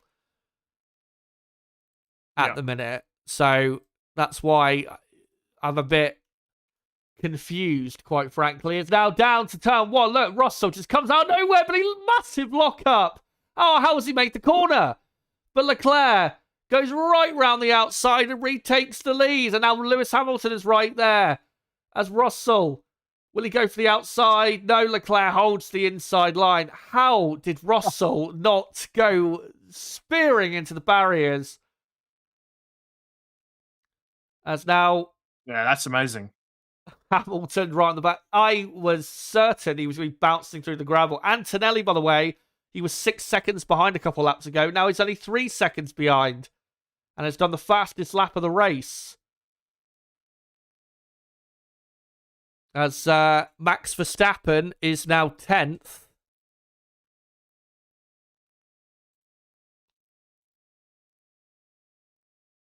As Russell, I think now just trying to get back in the groove. Lando Norris is still stuck behind Arvid Lindblad. As, have they just called that penalty a Colapinto and go penalty? I mean, read that and please tell me that says what that says. Colapinto and go penalty for car 43. That's a new one.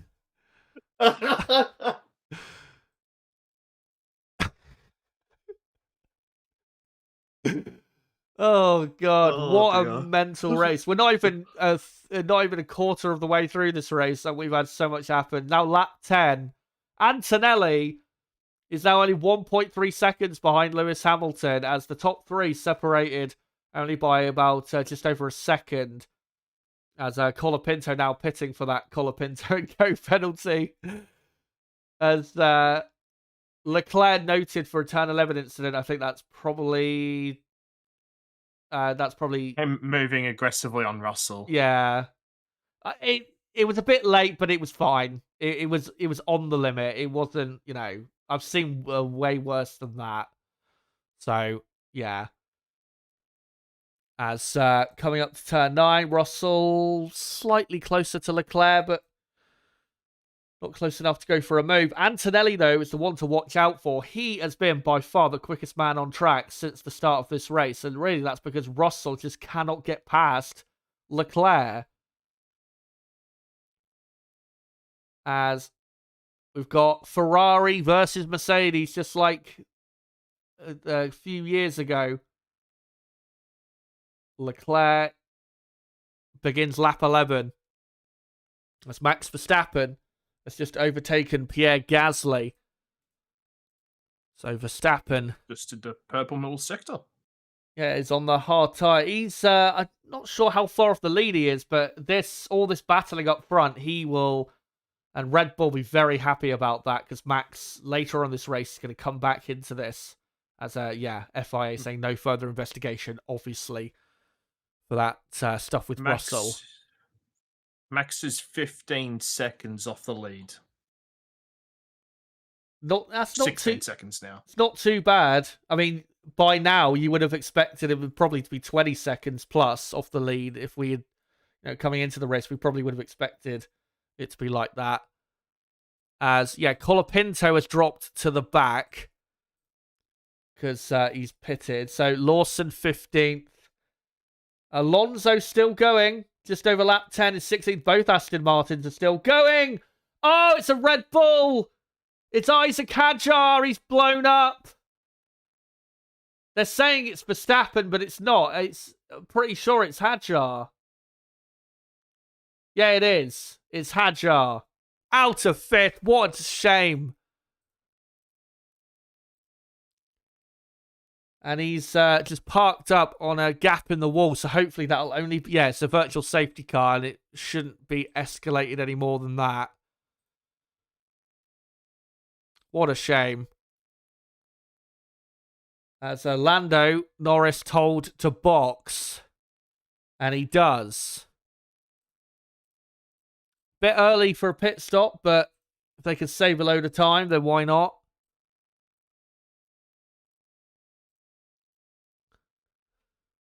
Surely they can probably go to the end on the hard here.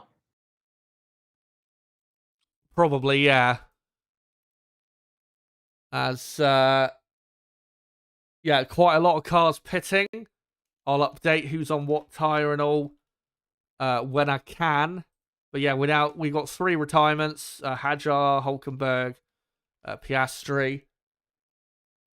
Colapinto at the back still, or I think he pitted for a set of hard compound tyres. Both Aston Martins have pitted.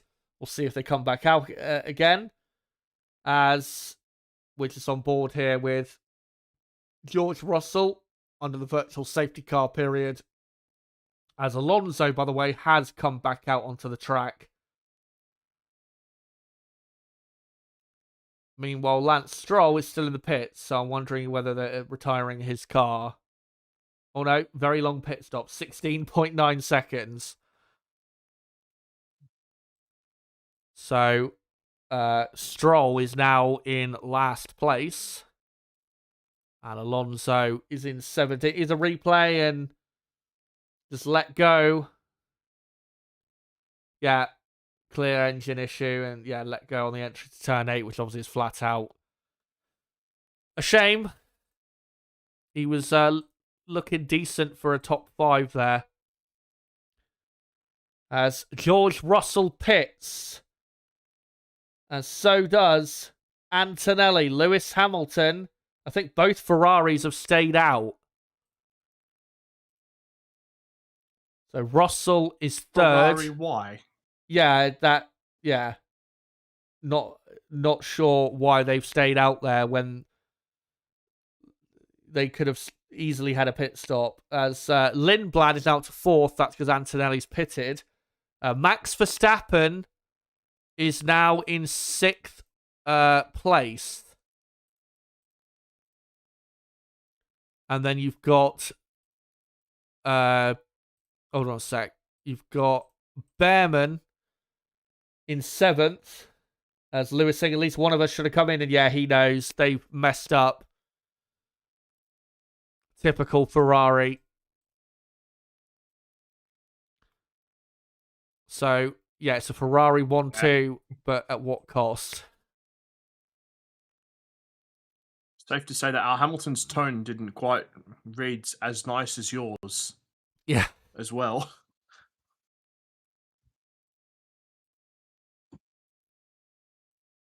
So the top 10 on lap 13, it's Leclerc, Hamilton, Russell, Lindblad, Antonelli, Verstappen, Behrman, Bortoletto, Norris, and Ocon. The only drivers in the top 10 not to have pitted are the 2 Ferraris of Leclerc and Hamilton, Lindblad, Verstappen, Behrman, and Bortoletto. As now Ferrari are bringing their cars in. So they... Or are they? No. What are they doing? They literally had the time there to bring them in and get away with it. And now it's too late because the VSC is ending. Well, we'll see if it pays off, but I don't think it will. As outside of the top 10, you've got Gasly 11th, and then Albon, Sainz, Perez in the Cadillac. He's up in 14th place. Obviously, he has not pitted.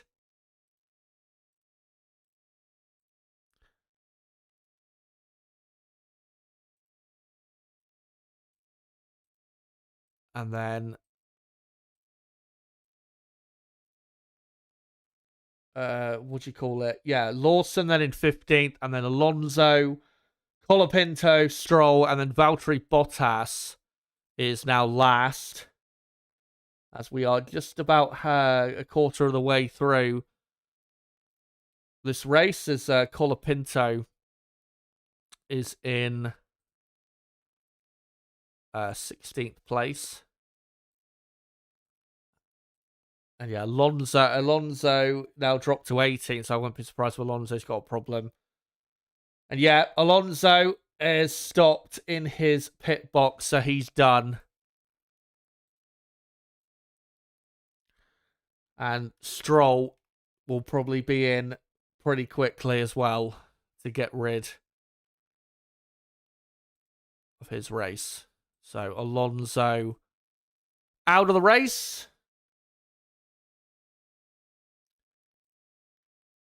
As is a replay of Lando Norris is on the hard compound tyre. right up behind the Cadillac there, and I think lapping the Cadillac. I'm not sure exactly what happened there. But Lando Norris is in 9th place and has made a pit stop.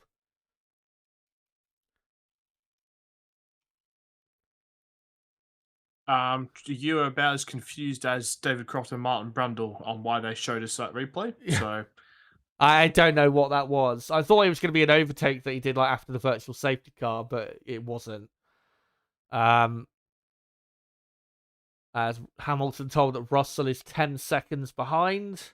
So what Ferrari have got to do is go longer and then hope when they pit that the fresh tyres later on at the end of the race will be able to bring them back to the lead of the race. But it's going to take a lot for that to happen, as this is Antonelli right behind Arvid Lindblad. Going to overtake him into turn 1. And there you go. Lewis is furious, by the way. As he should be, yeah. So, Ferrari 1 and 2, Mercedes 3 and 4. Mercedes, though, have pitted both cars and probably won't pit again.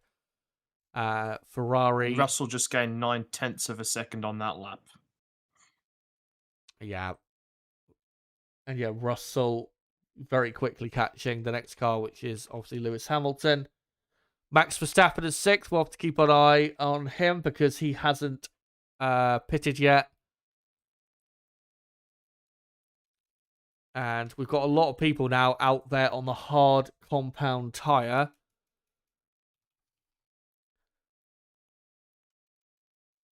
So let me just correct that. Everyone down to Sergio Perez, who is in 14th place. Who is committing terrorism on Liam Lawson. And yeah, we're just seeing in the mini box there, Lawson. Let me try. So yeah, Lawson 15th, and then Colapinto. Stroll still going. He's gone longer than he said he could do on Thursday. A couple of laps longer. So I mean that's a positive. But yeah, he's currently in second last, which is 17th place. Liam Lawson now is past Sergio Perez. As we're thankfully seeing here the batteries between Lindblad and Verstappen. And this part of the lap, actually, the middle sector, the Racing Bulls has been very quick all weekend. That's why they've been quick. They've been really strong in that middle sector.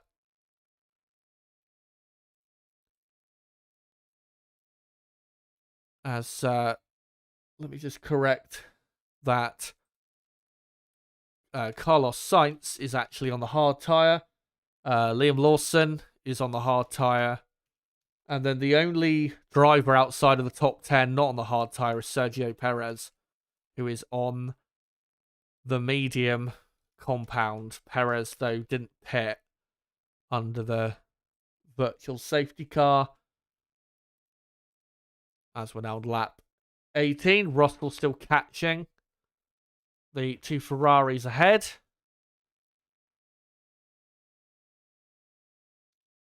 As Verstappen trying to get past Lindblad. Here's a replay of Lawson and Perez. And Lawson trying to go round the outside. And then Perez extremely rudely pushing him off. And then again at turn 11, banging wheels with him. As Valtteri Bottas has stopped on the entrance to the pit lane on the grass just before you go through the pit lane. Oh my God. I've just got to the part where Perez is trying to turn into turn into Lawson. Oh my goodness.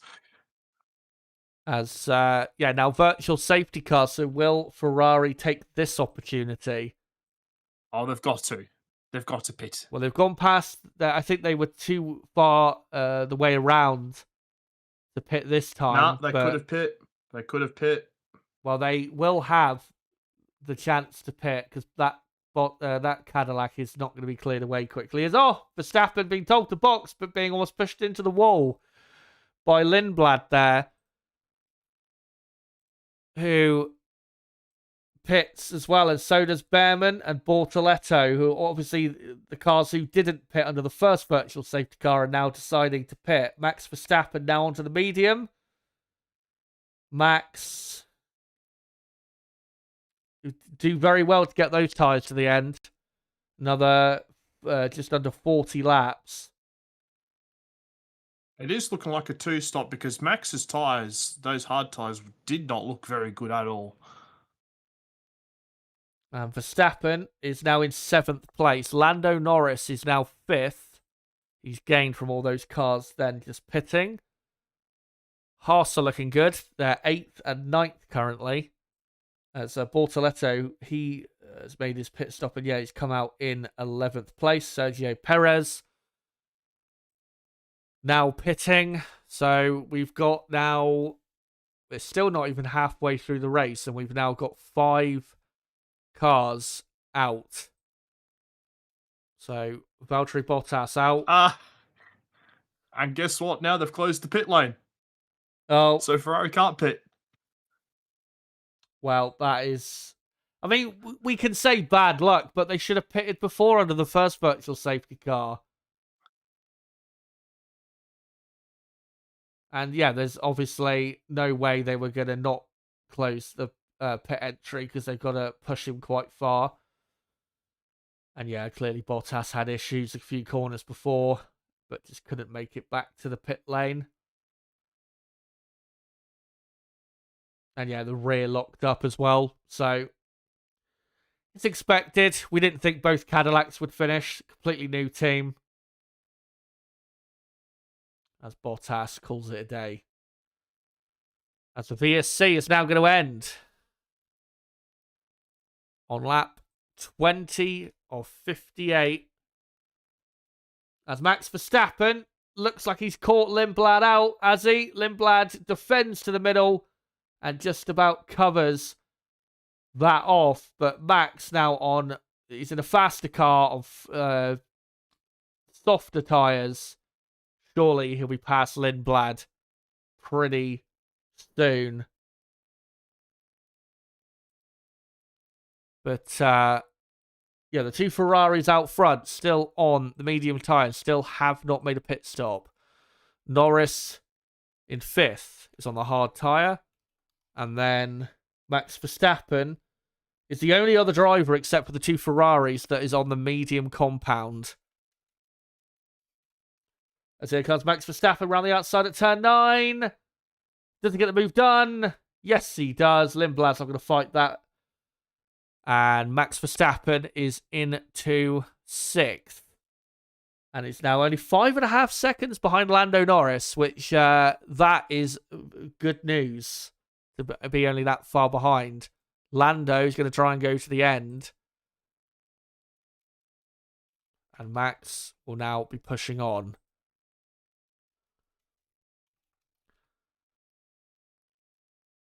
As, by the way, in 3rd, Russell, who has pitted, is the highest placed driver to have pitted. He is only, I think, just under 7.5 seconds off the lead. Right. So he's looking good here, Russell. And I don't think he's really probably pushing that hard. As we're looking at Pierre Gasly very quickly closing in on Esteban Ocon there into turn 3. Oh, have they made contact? Yeah, they have a bit. And Gasly has pushed his ex-teammate off the road at turn 3. And he's got the move done. He's up to 10th, actually, since Bortoletto has, out of nowhere, overtaken the pair of them. So, there you go. as Carlos Sainz is up to 12th, ahead of his teammate Albon. Lawson in 14th. Colapinto is now 15th. Perez is 16th. Lance Stroll is still going on lap 22.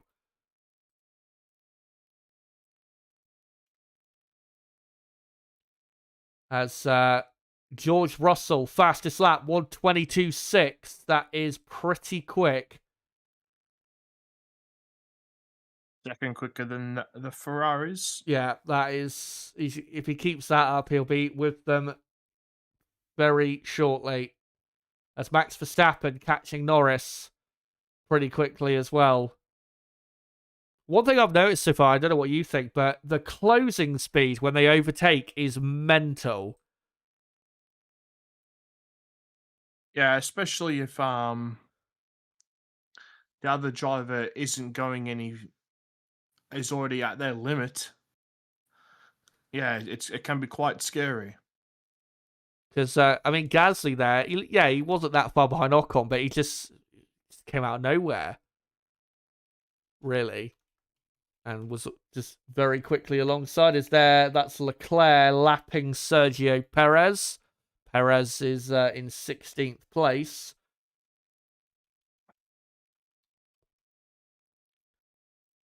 And Perez is about 10 seconds behind Colapinto in the Alpine.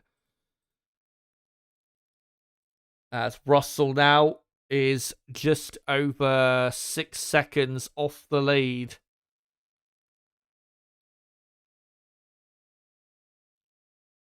And Ferrari are going to have to hope for quite a bit of luck now if they're going to win this race. They had the chance to put under the virtual safety car. They didn't take it, and it's surely going to cost them the victory.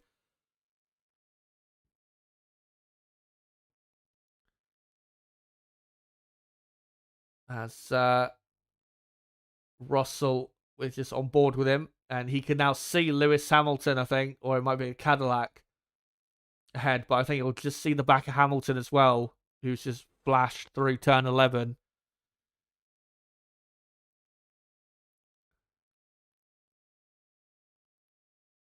As turn 3 incident with Ocon and Gasly has been noted. As we're now lap 24.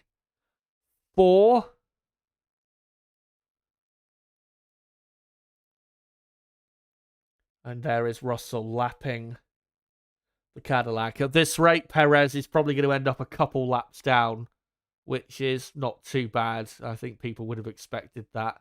As Oliver Behrman is right on the back of Lindblad. Haas, very quick race pace. We did see this, though. I think with the long runs on Friday, Haas had pretty good long run pace, and they're really showing it now. As Antonelli, 1:22.5, fastest lap.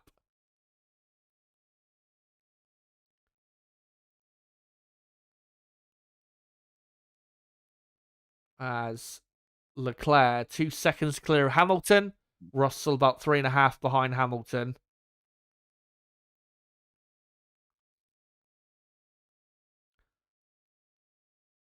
As Max Verstappen not quite catching Lando Norris anymore. He's still about 4.5 seconds behind him. As Ocon and Gasly under investigation. I think they might be giving Gasly a 5-second penalty there. As Lawson and Perez under investigation as well, which, no surprise.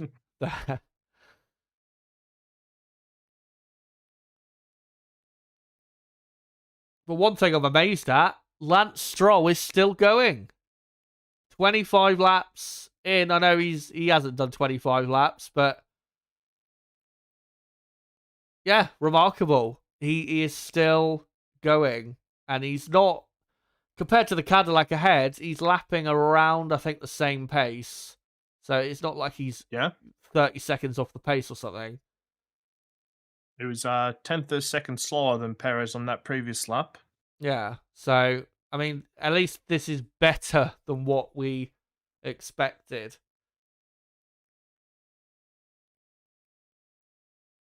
as Leclerc told to box. This was around the time we expected the medium runners to pit if they did not obviously pit significantly earlier for a virtual safety car or anything. And now Leclerc will have just over 32 laps to make up the difference. Oh, Alonso's back out. Oh, he is, yeah? Yeah, he's it says he's 2 laps down. He's 11 laps down. Is I he? believe it is. Yeah, right. It Yeah. says on the left it says It 2 doesn't laps. say on the screen. Yeah. Yeah. But as you said, it should be 11 laps down. He won't be classified if he does get, to the finish, but why not get as, that's what Aston Martin needs. They need to do as many laps as they can. They don't even know what the limit of their car is because of that. But Charles Leclerc has pitted and is now 4th. Lewis Hamilton now takes up the lead of this race.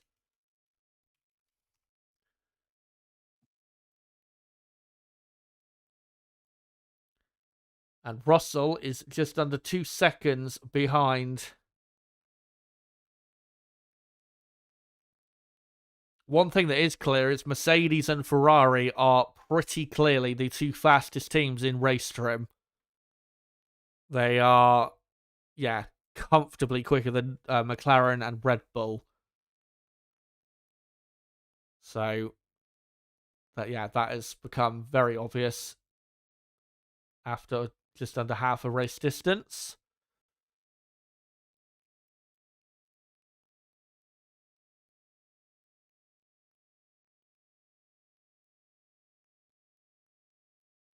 As we're just seeing slow-mo of Hamilton's tyres. Bit of graining, but they don't look absolutely terrible. I mean, they're going to have a bit of markings on them after how long they've done. Surprised they haven't brought Hamilton in, as he is still out there. Maybe they're hoping he'll hold up Russell for a bit, but I'd be surprised if that's if he's able to do that.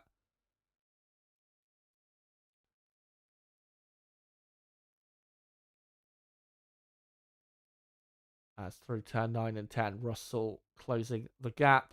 Hamilton just about second clear. I think one thing that is clear though, Nib, from this race so far, Lewis Hamilton does seem a lot more with it, because he's not been that far off Leclerc pace-wise in this race, and this just feels a lot more.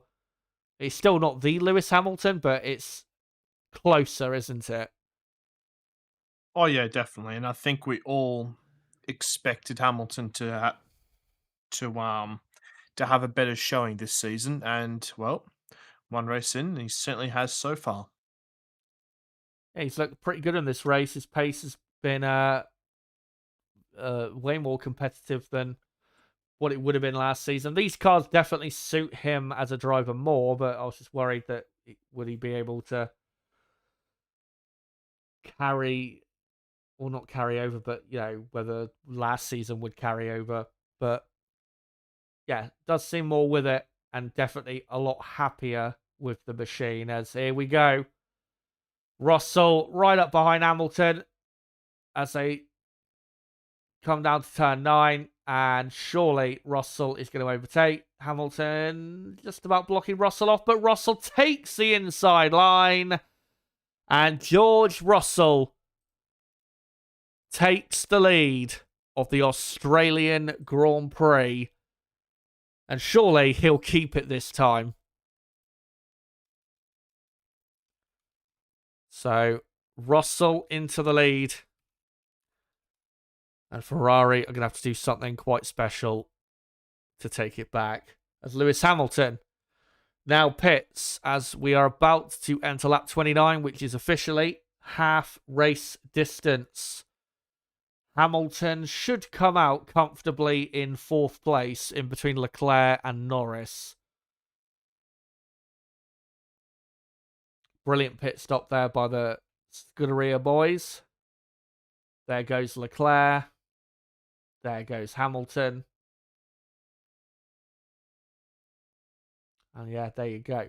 I was actually thinking, earlier I mentioned the 2016 race. Ferrari have done exactly what they did in that race. They've thrown it away by not pitting at the correct time.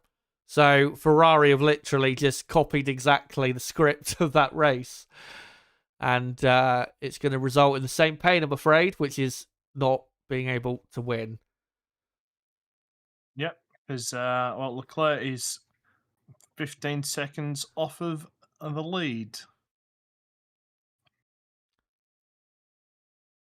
And not really catching, is he, that quickly? 0.3 on that lap to Russell, but Russell, of course, did have to overtake Hamilton. And just to mention, Lance Stroll has made his second pit stop. He's still going. He is. He is made. Aston Martin have made just about half race distance, something that we didn't think they'd be able to do. And yeah, Alonso is back out there, about 10 laps down. Both Aston Martins are now on the soft compound tyre. So let me just... And they're running basically in tandem. They're on the same piece of racetrack.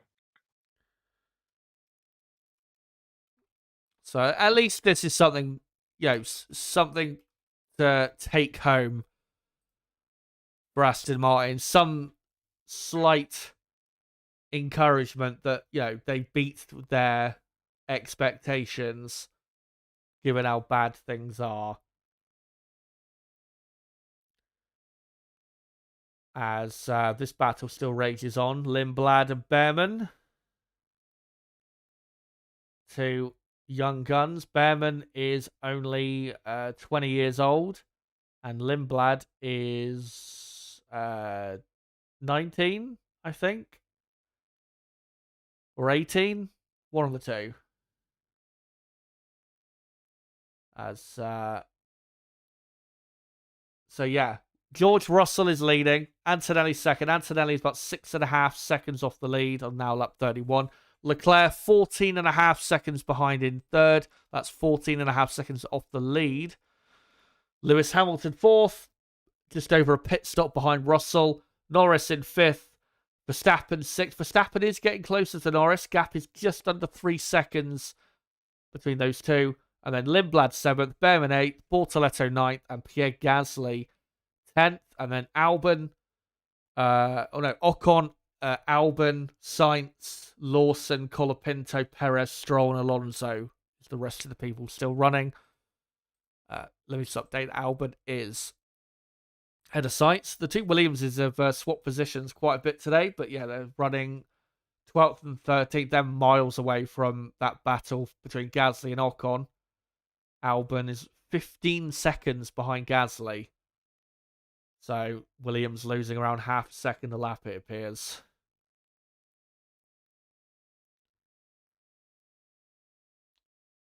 One thing I would like to see is what happened to Lawson at the start, because he was 7th on the grid and he was last by turn 5.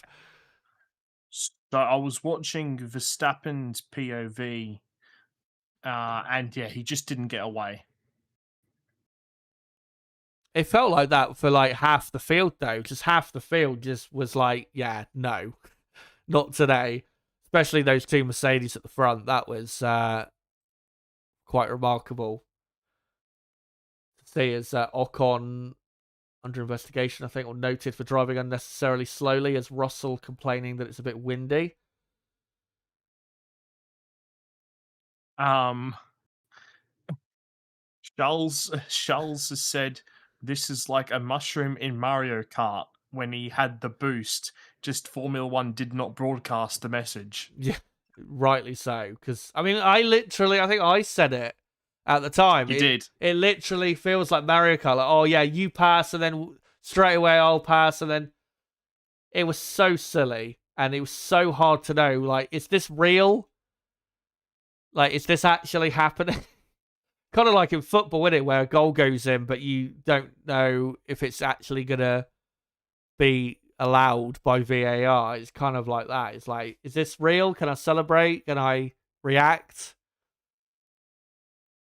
So yeah, that was strange. But as the season goes on, we'll find more about these cars. We'll get used to it, and we'll be able to know better whether what's happening is actually for real or not, or whether it's just because one guy's battery has fallen apart.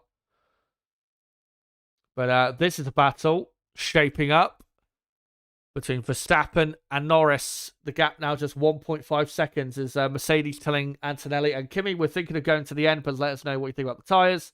Antonelli responds, that's going to be brave.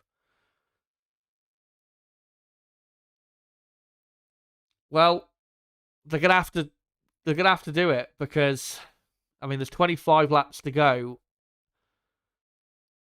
It'd be a bigger risk to pit, I think, for them. I mean, Leclerc is catching them, but not by enough, I would say, where they definitely have to pit. As Lando Norris is asked, can you do 26 laps on the medium? And Lando says, no, not at this rate. I just destroy the tyres. So, yeah. As now Verstappen, within a second of the man he tried to beat for the championship last year. Came so close, of course. Now they're racing over 5th place. Verstappen did get a bit fortunate with the virtual safety car, but he's had a good race. And if he could finish in 5th, I think he'd honestly take that after yesterday. And that wouldn't be a bad start to the season, given the circumstances of the weekend. As Ocon is right behind Gasly, so that battle is not over just yet. Adult virtual safety car. What's this about? Oh, someone's... Is that a barge board or bit of wing has fallen off?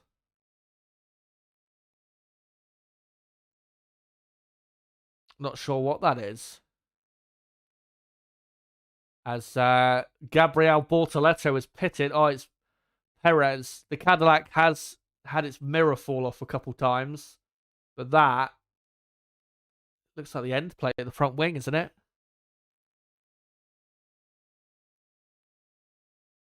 Not sure.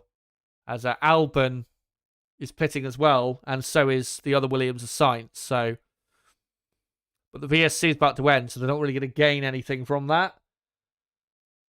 So Bortoleto is now 11th, but he's got a new fresh set of tyres. Is Verstappen, is he going to send it down the inside at turn 11? Nope. He did feign for it, though.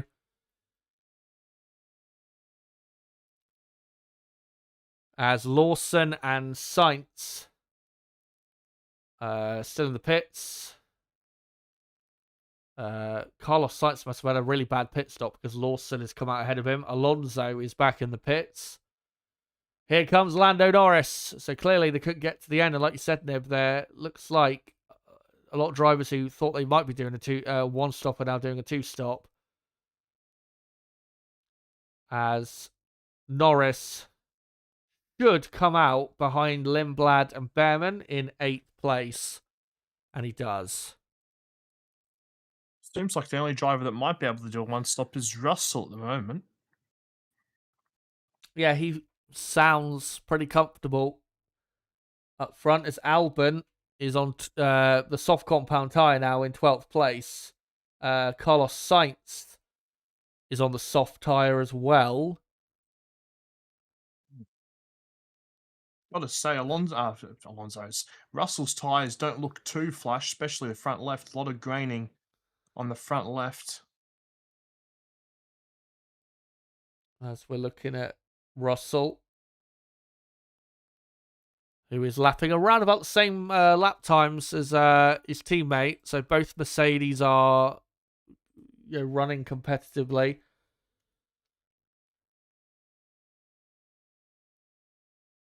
And for Max Verstappen, we will find out what he's going to do, because I would imagine Max surely is going to pit again.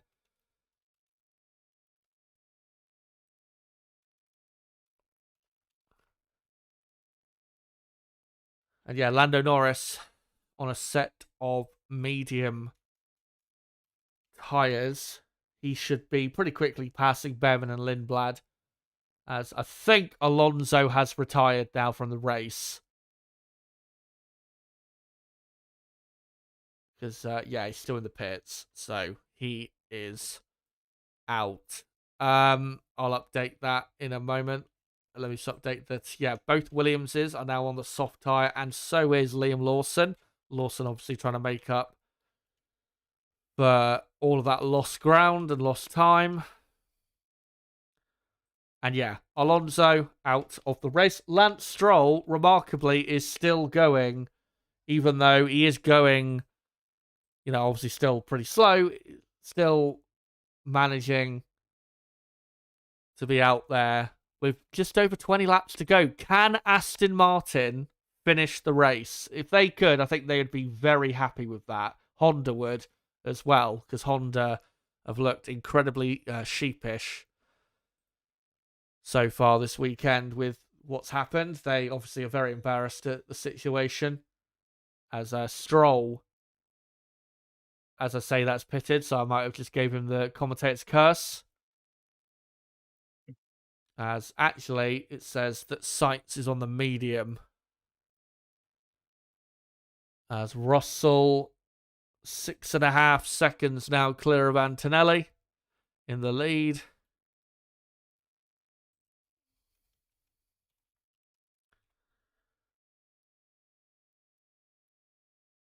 As we're looking here at Behrman and Norris. Behrman still trying to get after Lindblad. What a debut result, though, that Lindblad is potentially on for. I mean, currently 6th, probably won't finish there, but I mean, 7th even, with what a debut result that would be for the young Brit. As Behrman has now got Lando Norris just about within a second of him as they approach turn 9. And yeah, I think Stroll has retired from the race. So yeah, seems like it. Both Aston Martins have retired, but at least they did. I mean, together they did what? About 55. They might have actually done just about a race distance for this race. So at least they bettered what they were saying that they were probably going to do on Thursday. So it might seem like, not a lot, but at least it's progress compared to where they were at, especially after the final day of testing. As there you go, Lando Norris easily overtaking Behrman for 7th.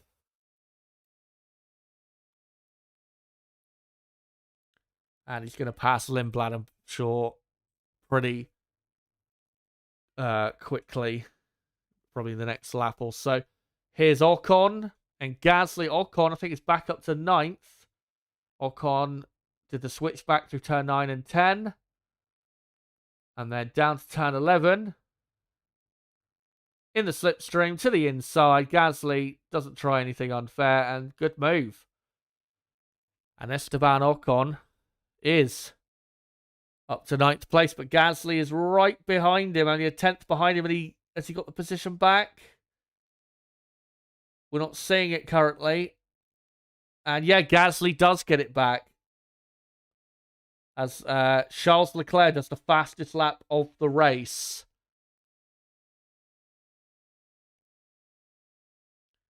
And here comes Lando Norris down the pit straight and easily overtakes Lindblad up to 6th. Lando, of course, won this race last year. Now he's battling to try and finish in the top 5. As that is Bortoletto going past Ocon. Go on. Yeah, sorry, I thought we were okay with overtakes. But it's hard to tell nowadays. Yeah, it seems like Ferrari have started to pick up their pace after Mercedes have picked up their pace, where it looks like they perhaps could have pitted and tried to come in to do the two stop, and now Ferrari have lifted their pace to put the pressure on Mercedes. But I've got to say, Russell's front left does not look good at all. I'd be surprised if they can go to the end. Well, currently, the gap is between Russell and Leclerc. The gap is, I think, bigger now than it was a few laps ago, but we'll see. They're going to try, I think, at least. So we're now on lap 40 of 58. As now, the last runner, by the way, is Sergio Perez. Thankfully, still running there for Cadillac in 16th place. As here comes Oliver Behrman. Lindblad defending aggressively, but Behrman, does he take the inside line? Yes, he does. But Lindblad, he will come back on the exit. Right in the slipstream. Takes the outside line. And Behrman throws his car back up the inside. Can Lindblad get a better exit? He tries, but Behrman gets the position. And Oliver Behrman, who's been in brilliant form since the midway point of last season, is up to 7th place.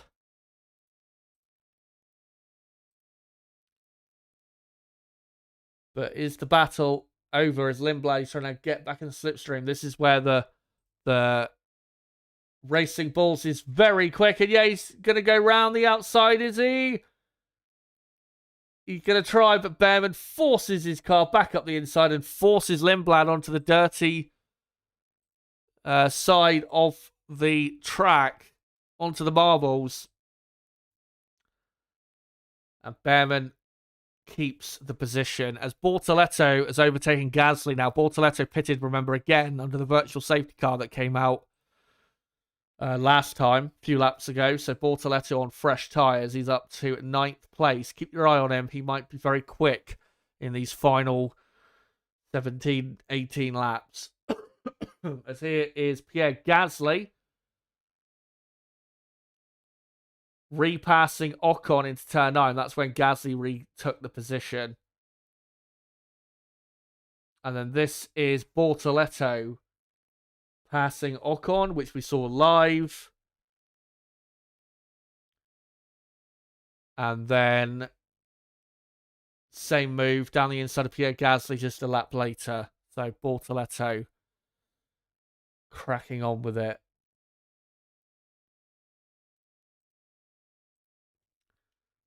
As we're on lap 42 of 58. And yeah, the gap between Russell in first and Leclerc third is 16 seconds, I think, or just under. So Bang on. Either with Mercedes, either they're pushing hard because they're going to pit again, or they are just that stupidly quick, even though Ferrari have got fresher tyres. That's, I think, the only two options here, really. There's Verstappen pits. Yep. And Norris goes through, but Max will now have the fresher tyres. Max, though, having to go onto the hard tyre because he's already used the medium twice. So Verstappen is now 6th on hard tyres, but again, fresher tyres. Can Max hunt the McLaren down and get a decent result? As this is Ocon and Gasly still battling. They've been together since the first lap. And even started on the same row of the grid. So this has been a race-long battle. And they're fighting over the final point. As I've just noticed, Liam Lawson is ahead of Colapinto. And Lawson, I think, catching Albon. So Lawson might take 12th in this race.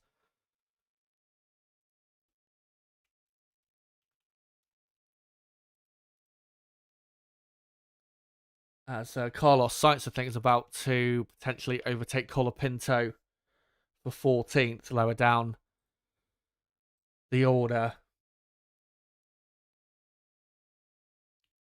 But yeah, what do you think? Do you think Mercedes are just pushing hard so that because they're going to pit again, or do you think they are just in clear air when they're not fighting? Mercedes are just that far ahead. They are miles ahead of Ferrari in race pace terms. Well, I think at this stage it's gone past the point of them pits, and while that team radio is quite helpful because that confirms that they want to go to the end. So let's see. I mean, I've been saying that Russell's front left doesn't look too great, but he has been doing good enough lap times. I mean, he's been doing low 23s, whereas the Ferraris are doing high 22s. I mean, Russell's just done a 22.8 on that lap. So, yeah, I feel like we might ultimately just get a cruisy finish here with not a lot happening. Unfortunately, yeah. But ultimately, do you think? I mean, earlier, obviously, we had Mercedes and Ferrari fighting, but do you think Mercedes are in clear air genuinely just much faster than Ferrari, or do you think Ferrari? It definitely seems like it, doesn't it?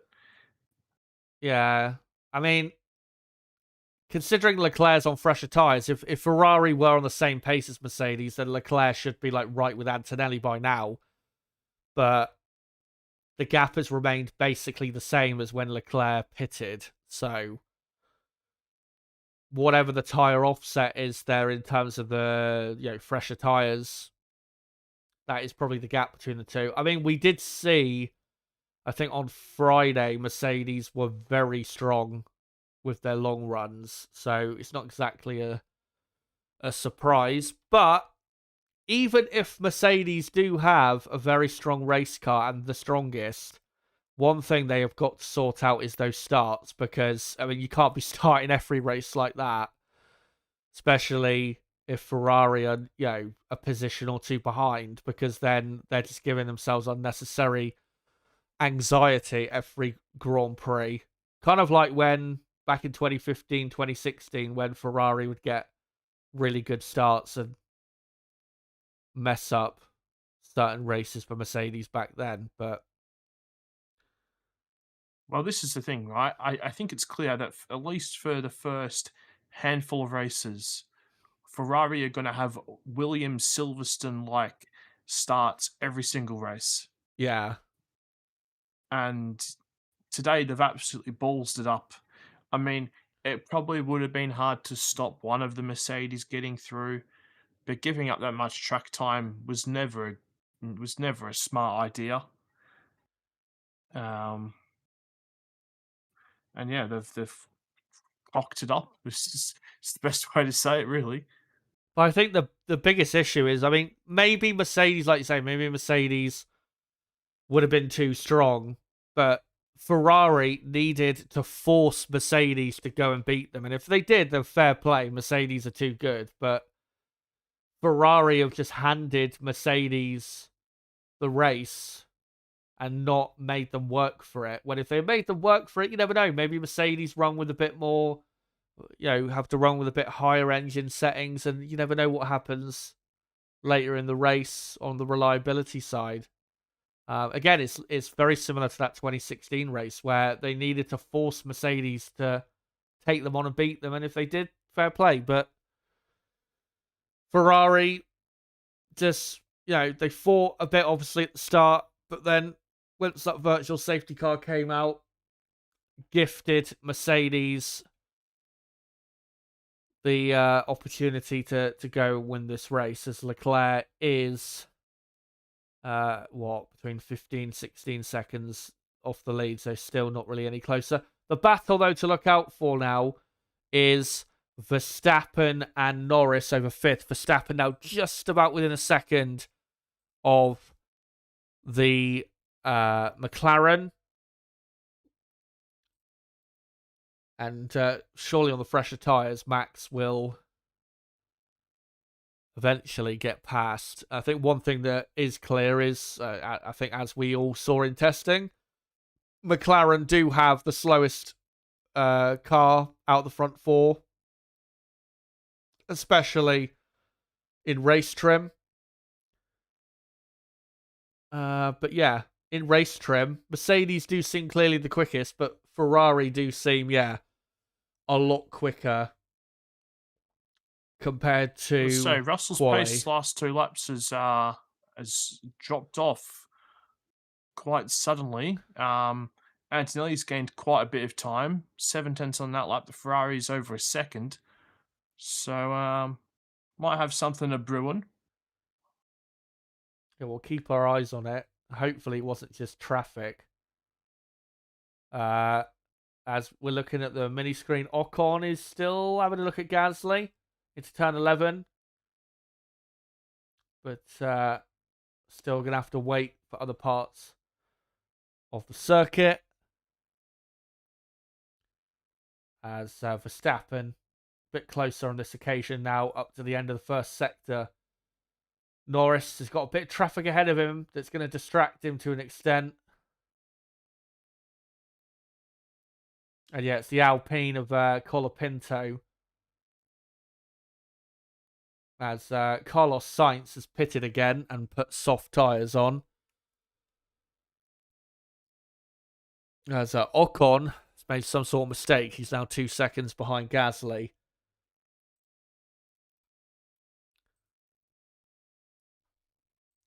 As Verstappen a lot closer now, coming out of turn 11.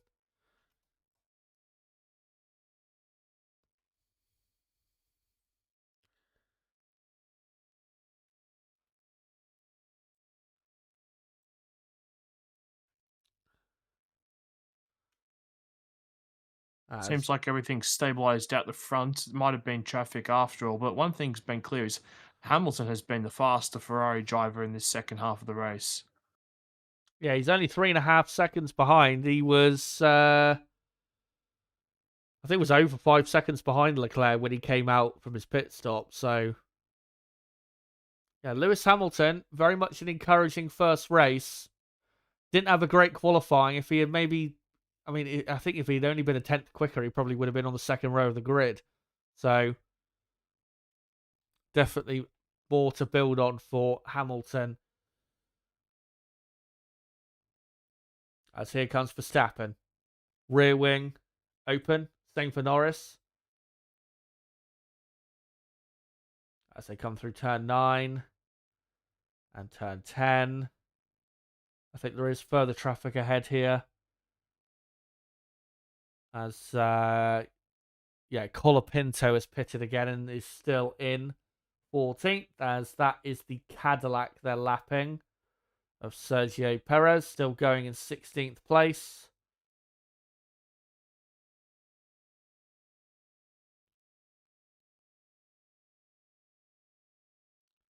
As Verstappen will have to wait a bit longer. And yeah, Russell, his lap times look fine now, don't they? So probably just some traffic. Yeah. As Lando Norris, by the way, is 35 seconds not off the lead, behind Lewis Hamilton, the next car up the road. So yeah, just shows you. And I know Norris has pitted at different times compared to the front four, but yeah, that McLaren has been quite far off today. I mean, Norris is, I think he's like 45 odd seconds, if not more, off the lead. 53. Yeah, that's alarmingly bad from McLaren's point of view, as we're only on lap 50. And Norris is actually closer to the midfield than he is to the 4 cars ahead. As Verstappen still getting close, but just not close enough when he needs to.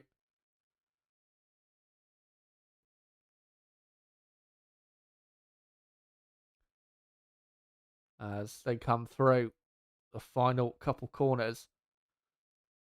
Just saw a quick shot there of Antonelli with his onboard. Just a quick word with Antonelli. if he had not had such a bad start, he might have been a contender here for victory.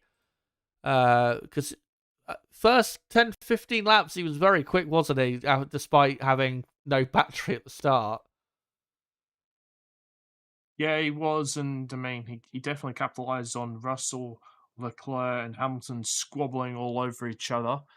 But yeah, after the start, it's been a good race by Antonelli, especially after the sort of difficult weekend he's had in practice and qualifying. So, he's done a pretty good job in this race. Yeah, and he's only between 5.5 and 6 seconds off the lead, and he's been averaging that type of gap behind Russell really the whole or since Mercedes got out in first and second place. So a good race for Antonelli in terms of his pace.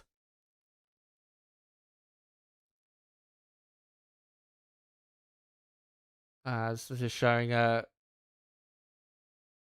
helmet shot there of Leclerc, who's in third. Lewis Hamilton still only 3 seconds behind.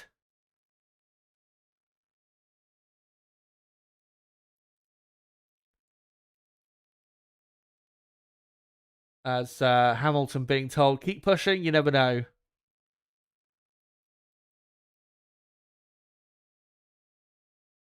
That's Verstappen here. He is obviously still pushing.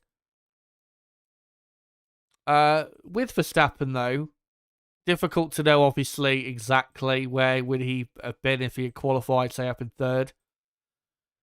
Pace-wise, where do you think he would have been, Max, compared to the front four? I mean, he obviously wouldn't have been winning, but do you think he would have been right in the mix, or do you think Red Bull are significantly slower than Ferrari as well? I think he would have been just one position ahead, ultimately. I think he maybe would have been 30, 35 seconds off the lead instead of 53, but I don't think he would be near the Ferraris today. I don't think so. Yeah, that's, I mean, considering the traffic he dealt with, about, pit stops loss. So, fair enough. As Verstappen begins lap 52, as Hamilton told, keep pushing, you're doing well. And Lewis says, yep, leave it to me, mate, thanks. And yeah, he's under 3 seconds behind his teammate now. But I think, even though Mercedes are very quick, I think one thing at least is Ferrari definitely have a better base to start from than what they had last year, which is at least positive for them. They are still lacking quite a bit of lap time to Mercedes. I think they are probably still around half a second a lap in, same tyres, same conditions off of them at least. But at least if Ferrari can develop this car well, we've said this a million times with Ferrari, if they can develop well, there's no reason why they can't have a decent season with this car. Red Bull, though, I still think have quite a bit of more to show later this season. Obviously, Max didn't get to show truly what he had in qualifying, as he's still stuck behind Lando Norris.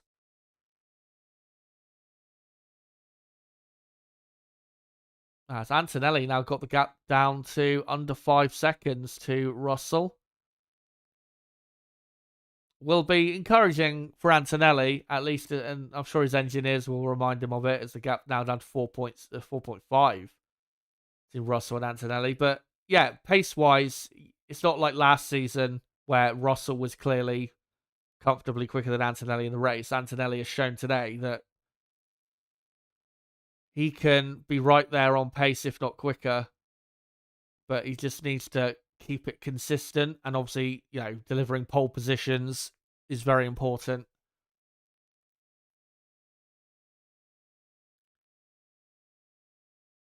Zach Brown on Sky just said that they haven't looked over everything properly yet with Piastri, but it seems like there was a spike of torque, and with the cold tyres, around he went. Yeah, that's the most logical explanation just from seeing the incident. As we're just seeing a little mini screen of Lawson chasing Albon for 12th place. As Lance Stroll, I can announce, is back out on track. 12 laps down, but he is out there. He won't be classified as a finisher because too many laps down if he gets to the end. But yeah, so Aston Martin have done over a race distance today, and that will help them and Honda massively. So at least that's something. As this is Russell.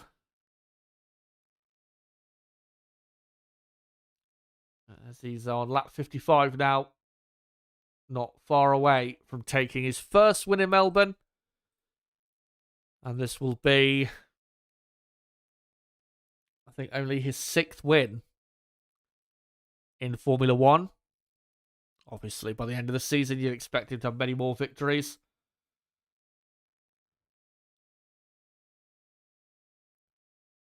As he comes through turn 9 and 10. One battle, by the way, to look out for. Lindblad and Bortoleto for 8th. Well, Bortoleto on much fresher tyres. He's right behind Lindblad. So Bortoleto might just take 8th in Audi's debut race. That'd be a very good result for them.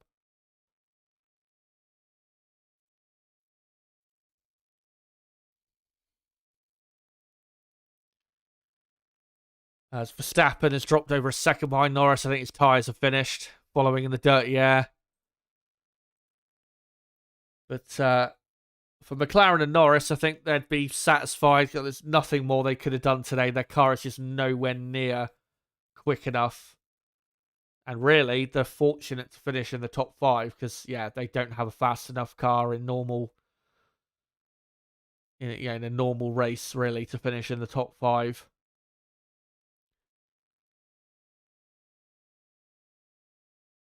As Russell has actually just lapped, I think, Lindblad and Bortoleto. And we're now seeing this fight.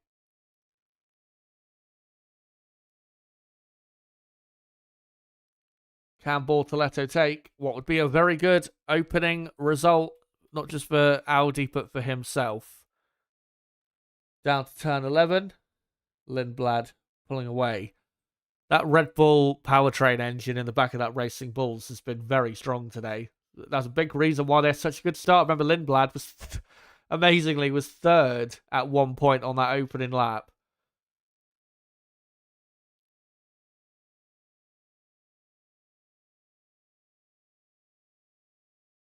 As now Russell has begun the penultimate lap. And hopefully I don't curse him, but congratulations to Lindblad. What a debut weekend. 9th in qualifying, and looks like it's going to be maybe 8th in the race.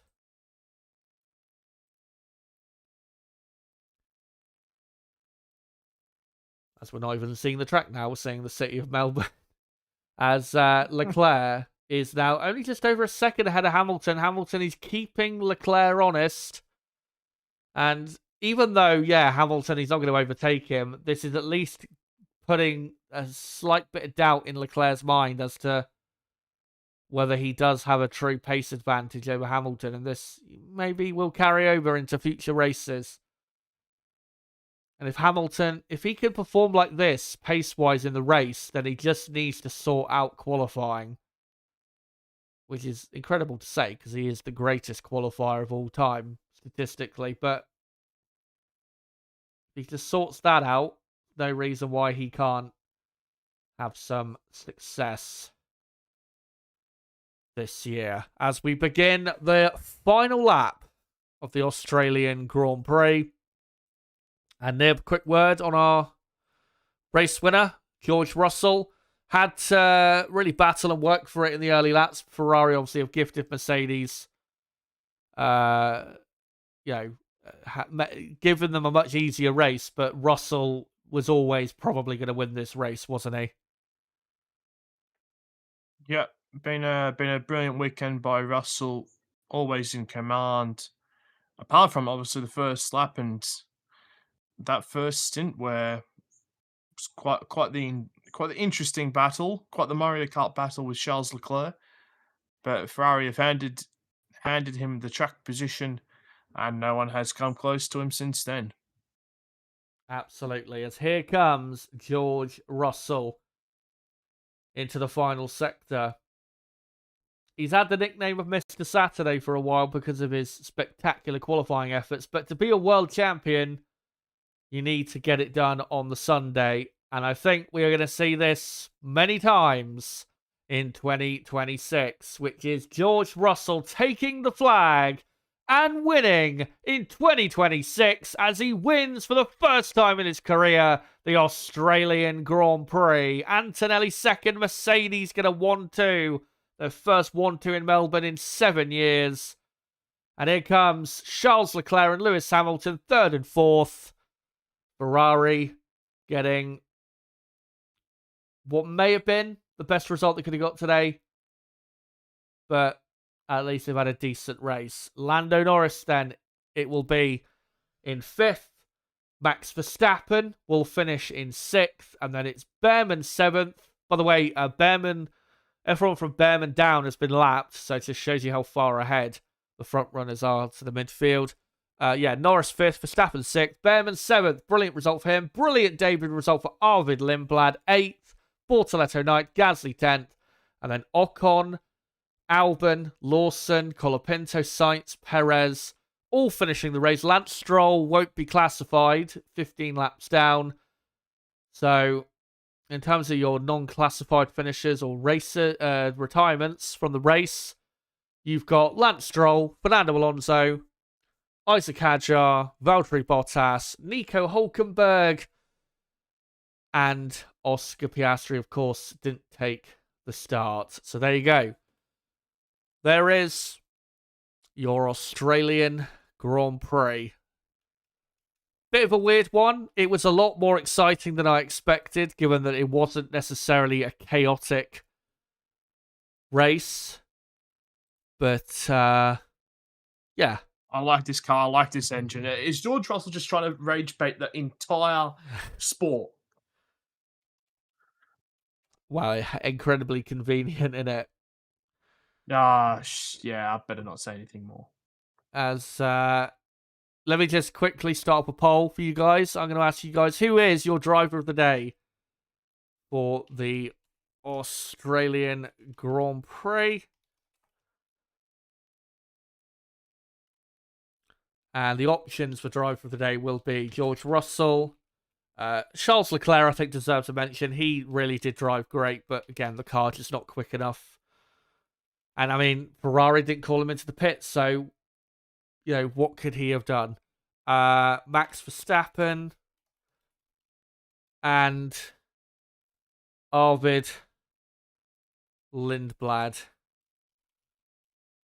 is the fourth option. Driver of the day, I think I am going to go for Arvid Lindblad. I thought that was a brilliant race performance and a brilliant debut result of 8th. And if Racing Bulls are genuinely this quick this season, Lindblad might be having a Hadjar-like season in 2026. I don't know why they're doing this stat. Top speed of the race, Colapinto. Who gives a fuck? Let's see what you guys have to say in the chat quick before we head off. Lance Stroll is my driver of the day. Curtis says, so pleased to see Lewis Hamilton back in race again after last year's bad season, and this Antonelli a coming champion, in my view. Cuckoo says, glad to see Cadillac make it this far, but they are slow. New scratch team, yeah, but they need more pace than this. They are as slow, I think, really, as we expected. They will get better, so just be patient with them. Yeah, just give them a bit of time, they'll be fine.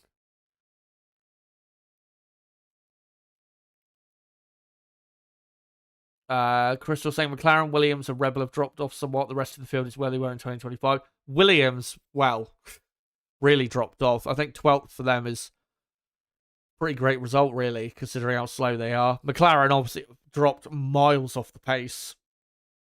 Red Bull a bit as well, but I do think Red Bull will claw it back. But, yeah. Crystal saying Lindblad, his driver of the day. And also mentioned for Stroll, runners up. Miracle to complete 56 laps. Indeed. Looney Classic saying Lewis looked good today. He did. He did. If he had managed to get ahead of Russell on the first lap, he may have been able to fight his teammate towards the end. Because he got blocked off a bit, and then he got caught up with Lindblad and Hadjar a bit early on, so I don't think that helped him. But yeah, very encouraging race there from Lewis Hamilton. As Todd says, test that compression ratio. Crystal says lots of underpowered qualifying sessions to come.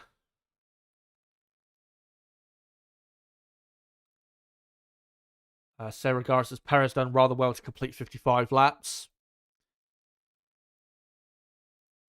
Let me see if I can find anything else. And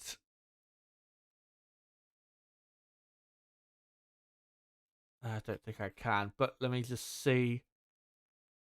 I'll keep the poll running just for a moment, because obviously the podium celebrations will begin soon enough.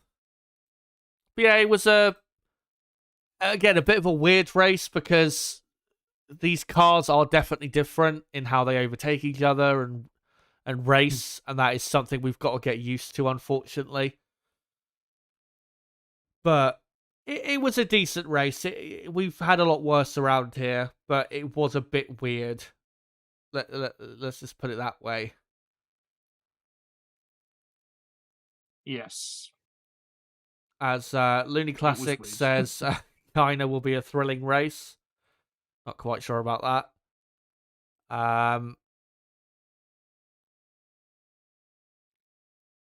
Jay says, what a boring race. So clearly didn't hit the notes for everyone. So, in regards to the next race, do you think Ferrari will be a bit closer to Mercedes, or do you think it'll be about the same? I think everyone's going to be a bit closer, because there shouldn't be much of this stupid clipping. So I think just because of that and the advantage that Mercedes have when it comes to that, I think everyone will be a bit closer in China. Hopefully. Yeah, fingers crossed. As Russell there just being interviewed by Jenson Button. Of course, Jenson's won this race 3 times. Crystal says lift and coast will ruin Shanghai. We'll find out.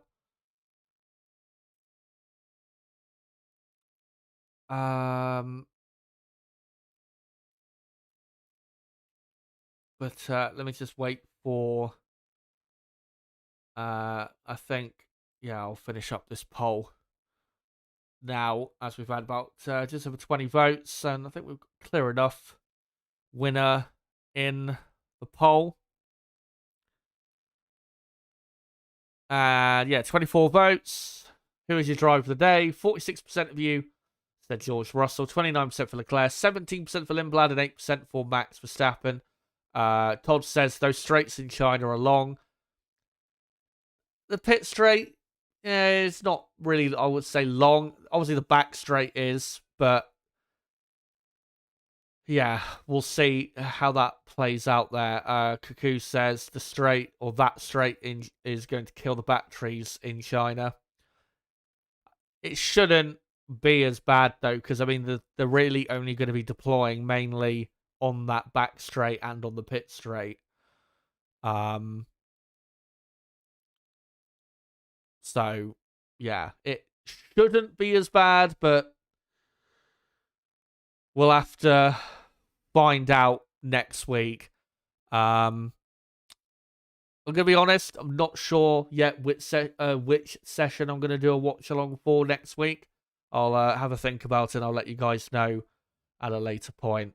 But I'll definitely let you guys know, obviously, before next weekend. But I think we'll leave it there, considering that we're all done for this Australian Grand Prix.